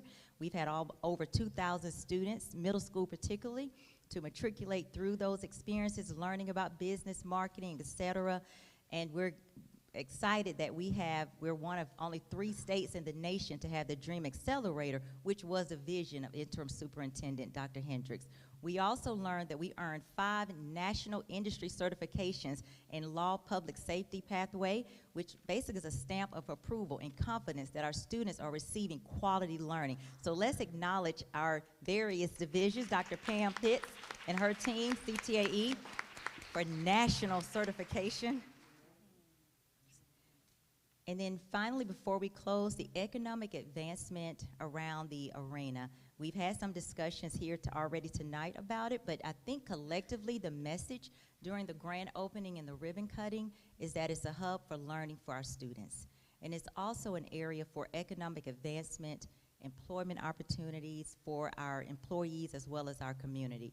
And so we're looking forward to seeing the outcomes that occurred with the arena at South Lake. And we also secured an arena operations partnership during our first 90 days with Dr. Hendricks. Finally, the foundation to it all is ensuring that our students can read, compute, and they have executive functioning early. So prior to Dr. Hendricks becoming interim, even in his role as senior deputy, he made a decision that we were going to prioritize it at kindergarten and first grade so that we create readers by the end of first grade. I would like to just celebrate that we have a new literacy mantra that speaks to the heart of literacy, that it has to live beyond our school system, in every classroom, community, and beyond. And so this is our logo, and we're wanting this logo to be a part of every time we have a literacy-focused event, because Clayton County Public Schools is where literacy lives. A part of that banner is the launching of our books and board members. How many of you have seen our read-alouds produced by communications and collaborations with teaching and learning and school leadership? So let's just acknowledge our vision for books and board members and our board members. They are NYLA approved, very engaging, and just really speak to the importance of oral language. You all, when kids are entering kindergarten, they should be coming with at least 5,000 or more words. And the way they do that is through read-alouds, through discussing the books. And so this is a very important initiative, and it will continue with the next group of individuals. Along with the literacy effort, many of you know we partner with the Rollins Center Atlanta Speech School. Learn for Life was the liaison that really allowed us to learn of the opportunity to scale the work. Dr. Hendricks was at the table from the very beginning, and I must acknowledge Dr. Charmin Johnson and the early learning team for bringing it full circle. So I am excited to share that we get to scale our work in kindergarten and first grade for producing that foundational literacy due to being awarded a $4.5 million literacy grant from the United Way of Greater Atlanta. So congratulations, Clayton County Public Schools, that we can scale the work, more students, more teachers, more families, getting the wraparound support from experts. So that's warranted of an exuberant round of applause. So literacy and justice for all. So I think this is a great place to conclude the presentation. Dr. Hendricks, and everyone, as we look forward, what's to come? You all have said, I think Ms. Hill touched on it, continued transparency. Fantastic. I'm sorry, go ahead. Go ahead. Yes, continued transparency and progress with where our challenges lie, greater confidence that the systems are in place for academic success, the reorganization of our various divisions moving forward, and then our Summer Leadership Symposium has been redesigned to have all leaders present so that we can have confident leaders, coherent systems as we build a better tomorrow today. Chairman, this concludes my update, and I wanted to just once again acknowledge our interim superintendent for the vision and for the board members' vision and wisdom and bringing him on board to lead us during this transition time. So thank you. Thank you.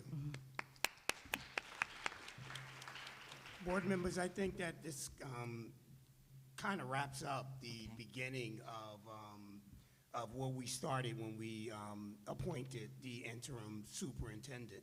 The 90 days are over, and what I'm going to propose to all board members is that we now begin the discussion of what we're going to do going forward. But I do propose that we do this after the graduations. Let's get past the graduations first, and then let's work with our board attorney and start having conversations about what our next move is going to be. So I'm employing all board members to start thinking about what that next step is going to look like, and let's begin having conversations within ourselves to get an idea of, which way we're going to go. Ms. Bowles? Dr. Lee, you were so excited to get back to your seat, and I'm sorry, but I have 2 questions for you. And no worries. And these also might be great to table, just wanted to lift them. I'm so proud, and congratulations to the entire district on the $4.5 million grant from United Way for literacy. That's incredible. My first question, again, something that you may not have the full answer for now, but I'm curious about our immediate next steps for dispersing or deploying these funds. What's our first step? Is this for literacy coaches? Is this for curriculum? I hope not. But, you know, people, and not that curriculum's not a great thing, just as we think about how our scholars learn, it's often those more small group touches, and literacy coaching has been a big part of how the Mississippi Miracle was made manifest, right? Where we've seen decades of literacy growth just with our neighbor, and literacy coaches had a lot to do with that. And then my second question for you about the 90-day plan is related to another compliment, which is really proud of our district for having no determinations of significant disproportionality from the state. That's huge. And how can we ensure that these findings are codified more deeply in our policy? This sounds like a practice that we should all just be proud of. I love that. How can we take this from a practice that just got great feedback to a policy? And so I lift that perhaps as a way to address the student discipline regulation, policy JB, or the R part of that, the regulation.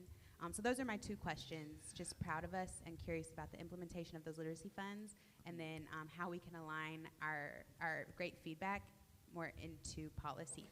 So can I take the second part real quick? Yes. The discipline matrix will take care of the disproportionality, and it's already been codified into policy, I do believe.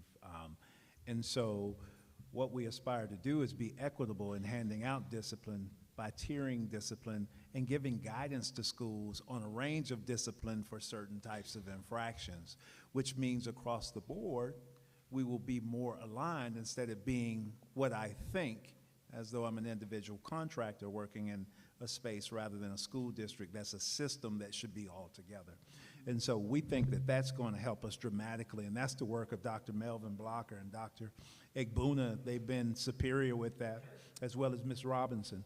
And so I'll pass it back to you so you can talk about the plan. We had to go before United Way with a plan. We had to go a couple of times, and we also had to have a body of work, which we had already been instituting under the leadership of Dr. Chorman Johnson. And so you can speak to what we're doing with the 4.5, but it's a plan. It's not just spending money. It's what we submitted. Yes, so the big pillars, and please know that we received a letter and permission to share regarding the grant, and we're waiting on further permission from the people who sit first chair to give us insight into how to go into more details. But just at a high level, the pillars that were submitted with the grant was to scale our work, strengthen our early literacy.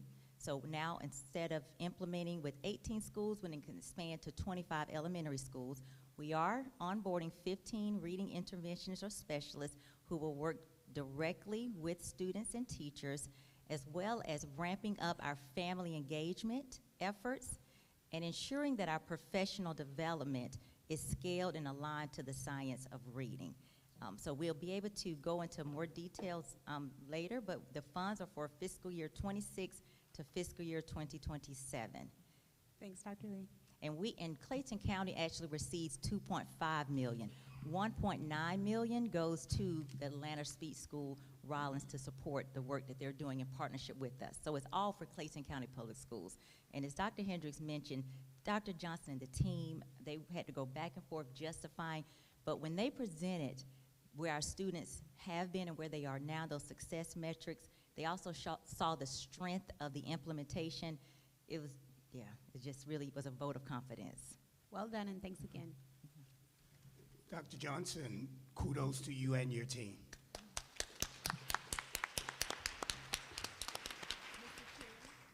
Yes, ma'am. I'm sorry, Ms. Hill. Thank you so much. This is really great information, and I'm happy to hear all the great things. I just have two questions. What baseline data and program monitoring systems are in place? And also, how will progress be reported to the board consistently and transparently? So one of our cross-functional teams that we have launched under the leadership of Dr. Colbert is the transition. And a part of that transition CFT is outlining on the front end a timeline of what data points will be shared, from localized data that could be our curriculum data to our measures of academic progress map data to our state and national data. So the board will receive from that cross-functional team the timeline of what data will be shared with the board and when it will be shared. Thank you. You're welcome. Mr. Superintendent, I think that concludes our superintendent updates, and now we can move into the proposed agenda. Excuse me. Yes, I'm sorry. I'd like to follow up on that. Go for it. What Ms. Hill, and you just talked about data. I had actually had a conversation with Superintendent today. You mentioned map data. Yes. And being transparent. Do you all realize we have not seen, we're about to finish the year, and we haven't seen any of that data at all this year. And we also, I know we purchased a, what was it, Dashboard. the Dashboard. dashboard. Analytic view. Yeah, we need, it would be really nice if we could have some access to that. I think I probably sent an email some time ago in regards to that. And you mentioned some climate surveys that Dr. Hendricks did as the senior deputy. Could we see the surveys, some of the results? I don't mind giving you a summary of that information. I think that's what would best benefit you, but I don't mind sharing a summary of it. Yeah, that's what, you know, we'd like to see some of the summaries, because, you know, of course, I'm very happy about the grant from United Way. They've been in partnership with us for some time, and I'm really glad to see, we talked about the science of reading, and we've also talked about money in the grant, and I do believe that we should have some money for additional reading coaches based on some of the legislation that was passed in the General Assembly this year. So I think that will benefit us greatly. I'm going to make another suggestion, because as I mentioned to Dr. Hendricks today, I was driving my little grandchildren around, and they were talking about how do you spell kind. And so my granddaughter started explaining about phonetically Orton Gillingham. You know, I talked about Orton Gillingham for many years. My grandson said, well, you're telling me that it's spelled that way, but my friend spells their name K-Y-N-D. And then, of course, I just had to play and say, well, you know, that's one of those ethnic spellings. And so, but I just was amazed that They could when explain she it. recited all the rules for the different words, and I was saying to myself, man, at some point, our kids, I know some of our children can do that as well. So I'm really happy with the way we're moving, but of course, you know, I still think we're moving a little bit too slow.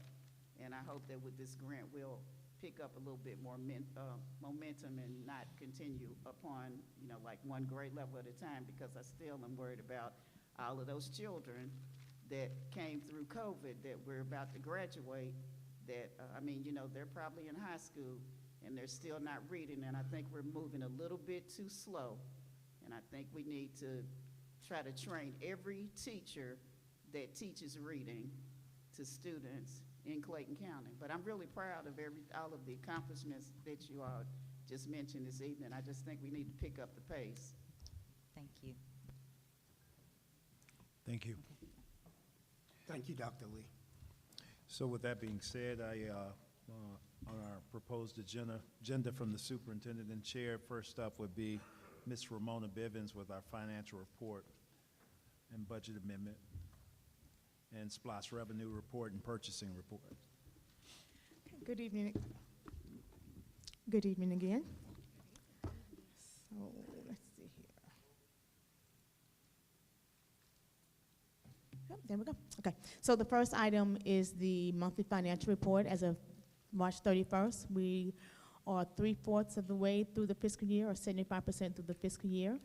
We have collected 66% of our budgeted revenue at $480.8 million. Of that, 79% of our budgeted taxes have been collected. We've collected 62% of our state revenue, and we're 89% on our federal revenue. And on the expenditure side, we've expended 64% of our budgeted expenditures. We're at $465.7 million. And Dr. Goree referenced earlier that we have $170 million showing on this report. That number changes every month based on our total revenue that we received and our total expenditures for the year. So if our revenue exceeds our expenditures, that number will go up from that estimated beginning fund balance. If our expenditures exceed our revenue at any point in time, that number will go down. So that's where we are as of March 31st. So once we get to the end of the year, that number will change. I did want to point that out. Any questions on the monthly financial report? Any questions? Seeing none, you can move. Okay, thank you. Next, I have 4 budget amendments. The first one is from the CCPS Foundation in the amount of $6,174.09. And these funds were provided to support the prom expenses for the Department of Exceptional Students. I think you saw that earlier. And for reimbursement to the district for meals provided for our Budget Advisory Committee meetings. Any questions in regards to the amendment? No. Okay. The second budget amendment is to accept funding for the AI STEM Integration Initiative from the Georgia Department of Education in the amount of $20,000. Any questions? No. All right. Next is to increase the revenue account for the GBI fingerprinting fund by $20,000. We've collected, we've done more fingerprinting, so we have more invoices to pay, and we've collected more money for that as well, so we need to incorporate that into the budget. Any questions in regards to the fingerprinting? And the final budget amendment is to accept a grant received from the United Way of Greater Atlanta in the amount of $90,000. This funding will be utilized for the Kinder Camp program. And during our monthly meetings, one of the board members asked about this grant, and I did inquire, and it's for a summer program to prepare our students for kindergarten that we have every summer. It's a 2-week Any camp. additional questions, board members? No. All right. Next, we have our SPLOST revenue collection. For the month of March, we received $5.7 million, although that is a decrease from the prior month. It is in line.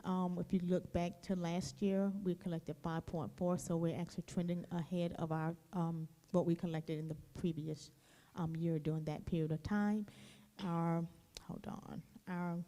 collection to date is, I'm on the wrong page, $103.6 million, and we're averaging a little over $6 million a month on our SPLOST, yes. So right currently, we're at $6 million on the average. On the average, we're collecting $6 million a month, yes. So the arena district, we're waiting for about a year and a half, 2 years Yes. before that goes up, Yes.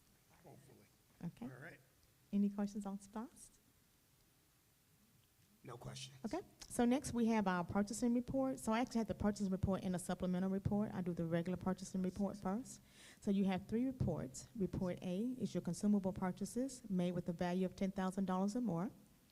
Report B are your non-consumable purchases made with a value of $10,000 or more, but less than $100,000.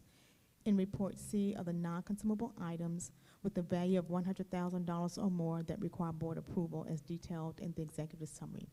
Any questions on any of the items on the purchasing report? Any questions on the purchasing report, Ms. Bowes? Yes, thank you. 2 questions. One is, I noticed a sole source opportunity, and one of our largest expenditures on this purchasing was for the about $141,000 for catering for graduation. That feels, food feels important. I'm also glad that this is, according to our records, a minority business enterprise and a woman business enterprise. Love all of that. I think my question is, is this or is this not a sole source, meaning no other people could bid, due to our relationship with the arena and their vendor? And then if that is the reason, is there anything we did to ensure fair and competitive pricing with this? I just noticed this is one of our largest expenditures on this particular report. Okay, sure. So the reason that it was a sole source is because we had to use a vendor that the arena has, I guess, contracted with. No different than when we were at the GICC, we had to use the catering vendor that they had. So it's the same thing, except we're paying for it instead of us paying the money to the arena, we're paying for it directly, so we have to bring it to the board. I see. Thank you so much You're for welcome. that. And then my second question was about multi-year partnerships. Like, we're having a renewal of 352,000 with Georgia Tech, and that's for our magnet program, which also feels great. I'm curious about our oversight of something like that. How do we evaluate this program's success, or is it just auto-renewed at the tune of about $400K every 3 years, 5, or what's our? I believe that is something that falls under Dr. Wiley's purview, so she is actually walking down the steps to come to speak to that. And super short, so this is not about the magnet program. This is purely about the our Excuse me. partnership with Tech at 352. Before she does that, can I follow up on the question that Ms. Bowles also asked about as far as that sole source? And then Dr. Wiley answered that. Because I was just looking at the amount, and I'm sure that it's a lot less than what we've been spending, but just a suggestion, is that money just, who are we feeding? Will that be our employees? Because as Ms. Williams just mentioned about the whole food thing, you know, we have a lot of other people that show up to eat. And since we will have it'll be at the arena, and I hope we'll have some concession stands. Can those people go to the concession stand Okay, this so time? And I'm going to let not the people that, I'm assuming, is this for our employees that are going to be working? I'm going to Yes. let me give you this information that she sent me earlier. So meals that we paid in the past 2 years at GICC for volunteers, VIP, safe and security and transportation. In 2024, we spent $170,331. Last year was $166,671.25. Now I'm going to let her elaborate on who we're feeding this year. And really, you're saying a number that I thought it was considerably more than that. I thought the number was more like in the $400,000 range, but yes, please go ahead. Good evening. The total that was paid to the GICC was in that $400,000 Right. range, which included more than just the food. But yes, so the food will include our employees who are volunteering for the event, as well as our bus drivers who are transporting our students, as well as our security, and then those anyone else who was just there for the long haul of graduation. So that's who the. Okay, yeah, and that's why I'm asking, because I have no problem with it going there. But then, you know, we have those other folks that come in, and I just want us to direct them to the concession stand. Right. So that way we can make some money off of the concession stand, and that will be some money that comes to us. Because we have some people that come in, they bring a whole team of themselves, and they partake of quite a lot of our food. So I just want them to, and maybe some of them are looking, so they can bring some money with them this year and spend it at the concession stand to help our economy and our budget. Yes, ma'am.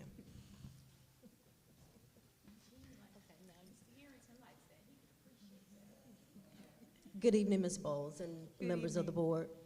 The Georgia Tech grant is paid through, or contract is paid through the Magnet Schools Assistance Program grant, the competitive grant, and it's a 5-year grant, so we use the same company. It is evaluated through our external evaluator, which is required for the federal government.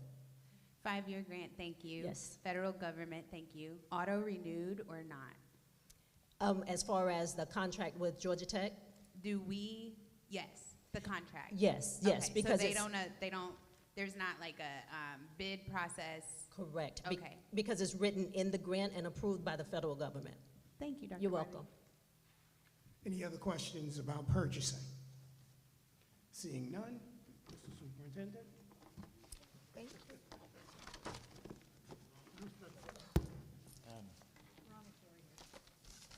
Oh, running. Thank you.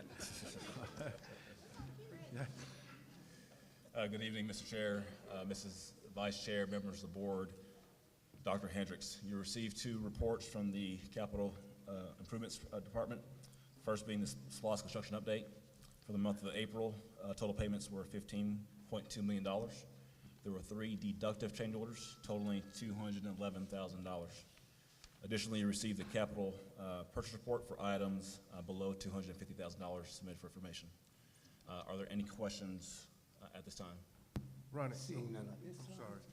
You said deductive, Deductive, reducing the contract amount. what was that amount? $211,000. Okay, that's what I thought. Thanks. Are there any other questions, Ms. Baker? I just want to give kudos to you and your team. That arena opening is amazing. Amazing things are going to happen. I heard all kinds of good things.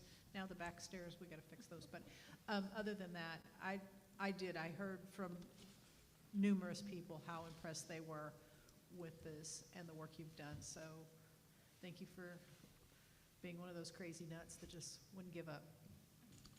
Great job, Mr. Joseph. I got a question. Go ahead. What was the change order for Fuller Park Middle School? The deductive you're talking about? Yes. The prices went down or something? Yes, embedded in all the contracts, we include allowances for unforeseen conditions. For example, unsupple soils, rock blasting. And so we reconcile all those allowances at the very end, and what's not used is deducted back to the contract. You go to the garden? No, ma'am. What did you ask about the? No, because I did have a question about the change in the athletic field that I thought that we approved, but that seemed to have been changed. Can you maybe send us an explanation of what happened with that plan that we approved? Just, if you could email it to us. Because remember, the rendering was one way, but what's up there is not what we approved. And I think there was a reason for it, but I'm not sure what it was. Yeah, I'll give you a summary of what these deducts are and what they entail for more clarification. Okay. So since you have you done your purchasing? You've been through all of that, or? Yes, ma'am. Okay. One of the things that I saw was purchasing the rubber towels at Lake Ridge. I think it's about $17,000. I'm trying to find out, is that to replace the gym floor that's at Lake Ridge? Or is that something else? Yeah, that's not on my report for Lake Ridge. Okay, because I did send you all some pictures about that, and of course, my question again, it's about that playground equipment that we're about to close out the school year, and we still don't have playground equipment at Lake Ridge and maybe some other people, and I wish that we could come up with a better plan with getting that equipment, and also I want to know when Poor Church Street's marquee can work, because we're about to finish the school year. We've done all of the renovations, and we still don't have a marquee that's like everybody else's. We need a little equity. It's still there. Do I need to bring some extension cords or something and plug it into the No, main ma'am. building, or I sure would like to see the home of the Wildcats show up just one time before we close the school year out. Can you get that company to come back? Yes, ma'am. Regarding the playgrounds, we did get a delivery date for the equipment. I believe it's May 1st. So you'll start seeing that equipment come in, and we'll begin work as soon as possible. In terms of the sign at Church Street, in terms of equitable deliverables, there was some concerns expressed to us about the size of the marquee. We made those changes. And so we'll find out in terms of when can we get that live and get you an update on that as well. Are there any additional questions? Seeing none, thank you very much, Mr. Joseph. Ms. Alicia Albritton with Human Resources.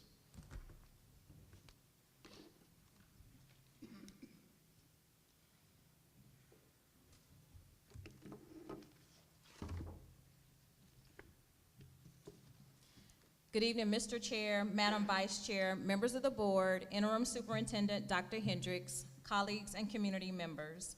The Personnel Changes Report summarizes all personnel actions for the period of March 17th through April 13th, 2026. Human Resources updates were submitted to the Board of Education for your review. I am happy to answer any questions. Are there any HR questions? Just one. Go for it. I first want to commend you and your department for what looks to be very few voluntary resignations or dismissals during this period, and that's really exciting. So kudos for that. And the low number of spring resignations is great news, but that April 21st hiring event, really curious about how that landed impact-wise in proportion to our vacancies for the high-need roles, not the vacancies we've been talking about eliminating to be great stewards, but for the things that we cannot eliminate that are really important, like bus drivers and other critical roles. How did that 421 event do on closing those gaps? Absolutely. So the 421, the April 21st hiring event was phenomenally successful.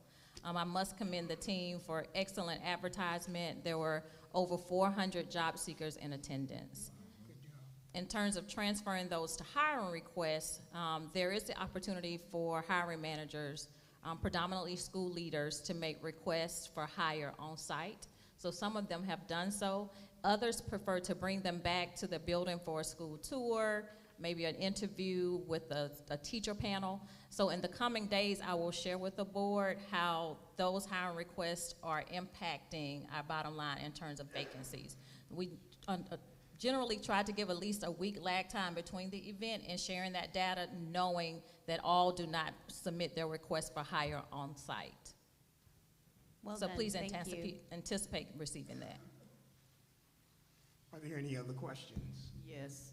How many vacancies are we anticipating having next year when we start the school year off? I can share with you that as of April 14th, we had 340. And again, those are vacancies that we are sourcing for now for school year 26-27. Okay, I noticed a couple of situations where we had some dismissals, and it seemed, I won't call anybody's names, but I was just wondering with dismissals, are these situations where those employees decided to resign in lieu of termination, or are we not holding tribunals, or what would be the rationale for that? Okay, so the dismissals outright are a result of employee discipline, and so those would be transactions in that process. So when we dismiss those people, and they're tenured people, do they not get the right to a tribunal? And did they decide to resign in lieu of termination is my question. Because when I see the word dismissal, that just tells me what I interpret it as is that you've just been fired. Understood. Ms. Garrett, are you able to elaborate?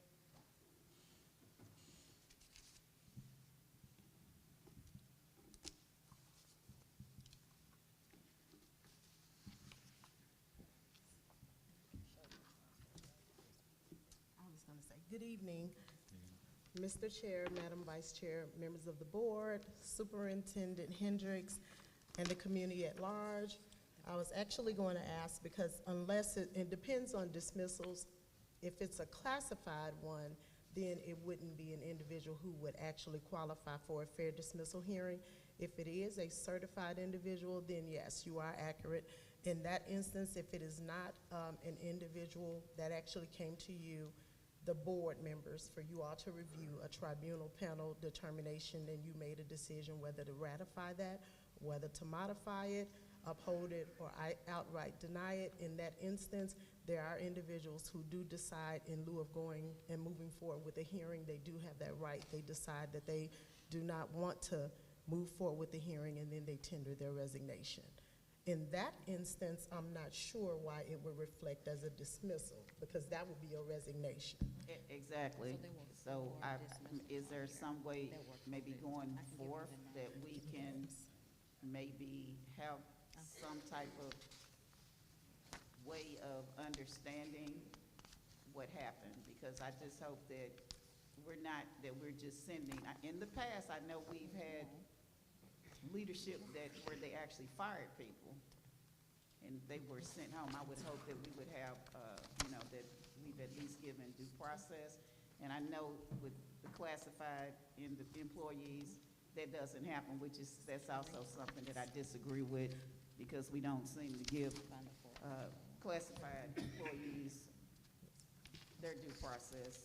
Yeah, so actually, Ms. Albritton just shared with me those 4 individuals, and 2 of those individuals were classified employees, and the other 2 were hearings that did come to the board for review. Yeah, that's what I'm saying. I wish we could kind of like note that, because. Is there any way to make an indication of that in your further reports? Parentheses, so we kind of understand that. Is that? I'm going to actually defer that to, our team doesn't manage the personnel change. But I do think what you'll see maybe an asterisk, maybe. No, I was going to say, you mean you want to know hearing, or you want to know, because like it has the actual position, so maybe an asterisk. I think for those certified, are you wanting to know which ones have come to the board? Yeah, just an asterisk, because that's what I was looking at, was I knew what was certified. I just want to make sure that, that they had their due diligence. Maybe if you put an asterisk by it, then we know that either they decided to resign or whatever, they left on their own accord, or either they did have a hearing and it came before us, because we can't always remember what happened, the way these reports come. They're a little bit behind or whatever. You see what I'm saying? I do. Okay, I do. thank you. I work with Ms. Albritton. I think I hear what you're asking. So in terms of what you just want to asterisk, so the 2 that actually came to the board, you just want to asterisk, so you would know that actually, although it's lagging, it's as a result of a hearing that came to the board, but it's being reflected on this report because that's when it was processed. Yes. Okay, understood. I'll work with you, understood. Got that, Mr. Superintendent? Absolutely. My team heard it, and they're magnificent, so I know it'll be done. Thank you. Any other questions for Ms. Albritton? Seeing none, we can move forward. Thank you. Thank you. We're now moving into board matters. We're coming close. The first item on board matters, which we do not vote on today, it's a first read, is Policy Series I. Is there any discussion on Policy Series I right now? Any? Yes. I'll start with Ms. Bowles, and then I'll go to Ms. Goree, and I heard a year over here. Who was that? Dr. Haney, all right. So I got 3 people. Okay. For future discussion, nothing we have to solve right now, but we have a new AI policy, which seems great. And part of that policy prohibits elements of the AI use. For example, grading and grading without human review, things like that. Sounds great. There's also tools we're using that are AI. And I think that maybe we can do, for our discussion and continued work, perhaps we can do a better job of trying to distinguish, there's a portion of the AI policy prohibits AI grading, and then a portion that requires AI literacy. And so what PD are we planning on that helps our staff understand literally what is prohibited and what is encouraged and incentivized? I see you, Andy, and I'm so grateful. My second question is, we have a new policy element in the I series that wants us to be better stewards of our accountability measures when it comes to authorizing charters. And part of this policy says any denials are a thing, right? So if we know that there's new state policy for accountability of boards that may or may not deny charter petitions, how does this info find its way into our evaluation rubric and processes? We know state policy changes every year, all the time, and it's really important that we are equally responsive. So what are we doing about that? And then my third question in the I series is shout out to homeschool students. And I love that part of our welcoming of homeschool students allows them to take the SAT and the SAT in our schools. That's what one of these policies is about.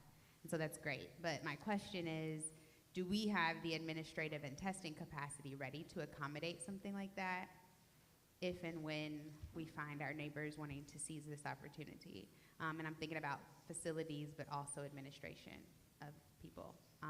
Again, we can table these and think of them later, or Mr. Sykes is ready to answer the first one, or we can talk, whatever y'all think. Please, yes, sir. All right. Well, good evening, Mr. Chair, Madam Vice Chair, members of the board. As far as the AI policy goes, that was actually worked on collectively, not just by technology. And the main reason for that is we began creating an AI position statement about a year ago for the district and how we will operate with AI. And the benefit to the position statement is you can make changes as you need to with how you're going to implement AI, what you're going to do on a day-to-day basis, because the technology is changing faster than you can keep up with a lot of times. But in addition to that, what we discovered while we were doing that is there are some things that need to really be there to protect our students and to protect our faculty and staff. And so that's why you see the policy in there when it comes to grading, when it comes to FERPA and COPA and SEPA, and just making sure that we are actually doing on the things that should not change and that we cannot waver on. Those are the areas that we said, let's make this a part of a policy to make sure that we have this stance in there. And that way it's not only understood by those within our school district, it's those doing business with our school district as well, and keeping that also there. And for professional development, what we've done, and part of that position statement, is we've already begun putting out mandated professional development for AI at different tiers in the district. So we've already sent this out to teachers. It's content that's created internally, but in addition to that, the state has created some content as well that we're sharing also. So there's that for teachers, there's that for staff.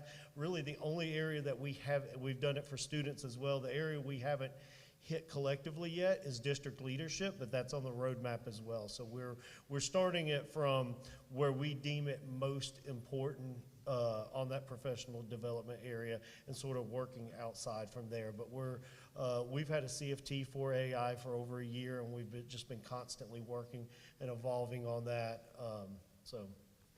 Thank you, Mr. Sykes. That's actually really cool that your team works with the policy folks. Like, that's some of the cross-functional work we're talking about, and I think that's awesome. So thank you. And I don't see Dr. Rump Carter, but I'll ask that Dr. Wiley get with her so we can answer the charter question, but we will go ahead and answer the testing question with Ms. Jacqueline Johnson. Good evening, Board Chair, Madam Vice Chair, Board, and members of the community. To answer your question about what is our capacity right now, it is a House board rule, so we have to be ready. It's not something we can't do. We have set up on our website, we have to publish when those dates are going to be, and we also have to have an application process so that we collect that information from the families who are interested. And we have a process set up with our school test coordinators where those homeschool students would report to the school that would be their home school if they were actually enrolled in our district, and they would report there for testing, and we communicate that behind the scenes. Right now, we have not had many parents who have addressed us wanting that, so we've only had 2 who have wanted that, and actually they were not from within Clayton County, so we directed them to their actual county where they would be going to take those assessments. Very cool. Thank you so much. You're welcome. Any other questions? As a follow-up to that, Yes. I know that a couple of tests that we offer to our students anyway for free, are we allowing our homeschool students to take those without any charge or what? Yes, we are required to. Anything that we offer to our students, because the House Bill rule says that we must also offer those same assessments to the home study students. That's great, and thank you. And back to Mr. Sykes, you were talking about all the training that you all are doing, and you're coming up to the staff. One of the courses that they're offering for GSBA in the summer, that when we're about to go to the conference, is how AI is in our schools. And I'm definitely going to sign up for it. One of the things that I enjoyed about Colin Kaepernick coming, I even told him myself that maybe I'm going to try to embrace the whole AI thing, because I'm just kind of fearful of technology. I still can't really operate my iPad very well. And it's quite embarrassing when you with your little grandchildren and they can just go across it. So I think maybe as you engage the staff, can you all also consider engaging board members? Yes. If we so desire, because I'm signing up for it. But thank you for that. I wanted to go to the charter school policy that we have. And I just wanted, if there's a way, I know you have this color coding, but I found this to be quite confusing with all of the black, the red, the purple. And one of the things that as I'm trying to read this, I know that actually I've been in a meeting, Ms. Baker and I, with Dr. Rump Carter, because we're trying to get our charter in line with the new state regulations and everything. But as I was reading the policy, I got down here to the purple, which talks about a timeline. And as soon as I tried to click on it, because it talked about compliance and deadlines, now we have made it red, so I guess I don't know, I've forgotten what the red is. It takes you to the state website, and then instead of the state website having a date on it, then you got to go back and read all of their paperwork to try to figure out something. Can we just at least put some dates on this policy? And of course, it would change from year to year based on, what it is for the next year. But to me, that just makes it simpler, because to me, that's just confusing. If you're trying to be in compliance with the school district, and then instead of the school district supplying something, we have a hyperlink. And that's throughout all of our policies. Even when you go look at board policies, you'll click on one of our policies, and it's in reference to OCGA. Then when you click on OCGA, then it takes you to Lexis, and then you got to figure out how to get in there to even see what it is that you're trying to read. So basically, that was just my concern, because it was just very confusing to me. And I just want to, make sure I'm referencing page 2. Is that in the second paragraph? If you start off, from it just starting, and then I tried to go through all of it with all the different colors, because I couldn't remember what's red, what's purple, what's what. Just trying to figure it out. And then when you're clicking on links, then instead of me finding out any information, then I got to go back to what the state has. That means I got to read another 15 pages to get to you could just tell me it's due on January the 2nd. And then just fill in the blanks. And then next year when we're doing the policy, we just know we need to, change the dates so that, so that everybody will know what they need to do in order to be in compliance. And may I ask the board's preference, is that okay to put that in the regulations instead of the policies? Because one of the reasons why is it does change. that would allow the administration to be able to drop it in case there are some additions. So I do believe I understand exactly what you're saying. You're saying instead of it linking to that, we'll go back, look at the policies. Instead of it linking to the actual, the code or the board rule, you're wanting that pulled out and actually dropped in for the dates for quick reference. So I'm proposing if we put it in the regulations which are attached to, if it's attached to a policy, then that way it'll be easier and quicker for us to just make the change and bring it to you all for information, so there's an update to a change in those dates. Okay? Yep. And I think, and Clem, I think we're talking about the same one. It's the second paragraph on the second page, but we'll go through that entire, their entire policy and scrub it. Okay? Thank you. My pleasure. Dr. Wiley. And just a quick 30-second comment to Ms. Bowles' question. Dr. Rumpf Carter texted me and said that they have been working with the National Charter School Institute to revise the policy along with the state law, and so we'll give you a written response before the close of business on Wednesday. That's fantastic. And the policy update sounds really smart. I'm more curious about our practices. Yes, ma'am. Because we know having it written down in policy is fun. Do we implement it and well? Correct. So both of those. Thank you for Yes, that, ma'am. though. Mhm. I think that's it for Policy Series I. That's a first read. All of the questions and discussions that came up means that we have ample time to actually shape this policy the way that we want it shaped. Please, board members, blast off those emails. Blast off the emails so that we could all get the discussion going, pick up the phone, talk to each other, and when we get to that final read, you know, let's make sure that we've ironed everything out. All right, the next is the policy regulation JDR1, which is a regulation meaning that it's for information only. Am I correct, Ms. Garrett? Right, so it's, we could put some input in, but we won't have to vote on this at the next meeting. You do not. Again, good evening, board members. One of the reasons why we wanted to bring it to you all because of its importance. As you can see, it was referenced today in the superintendent's plan. The most important thing, and I think you all have been, some of you were actually on or involved or made aware of the CFT.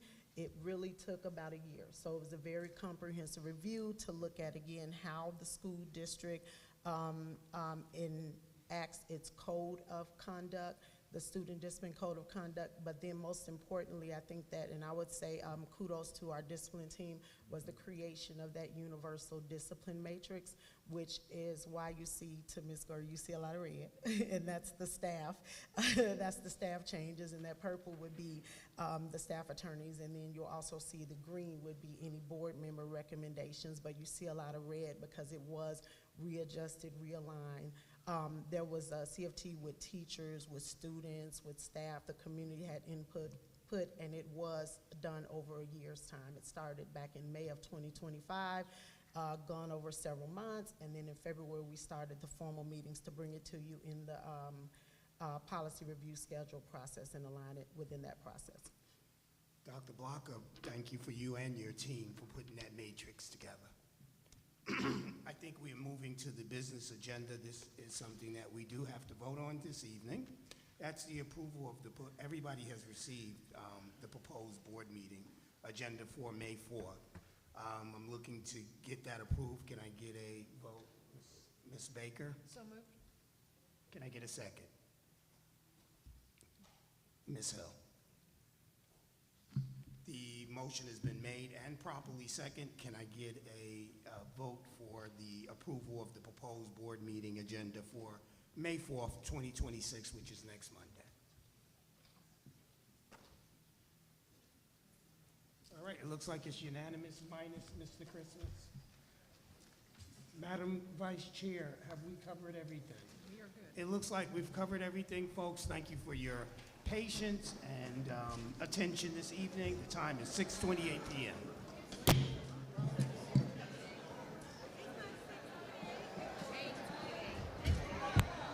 I correct.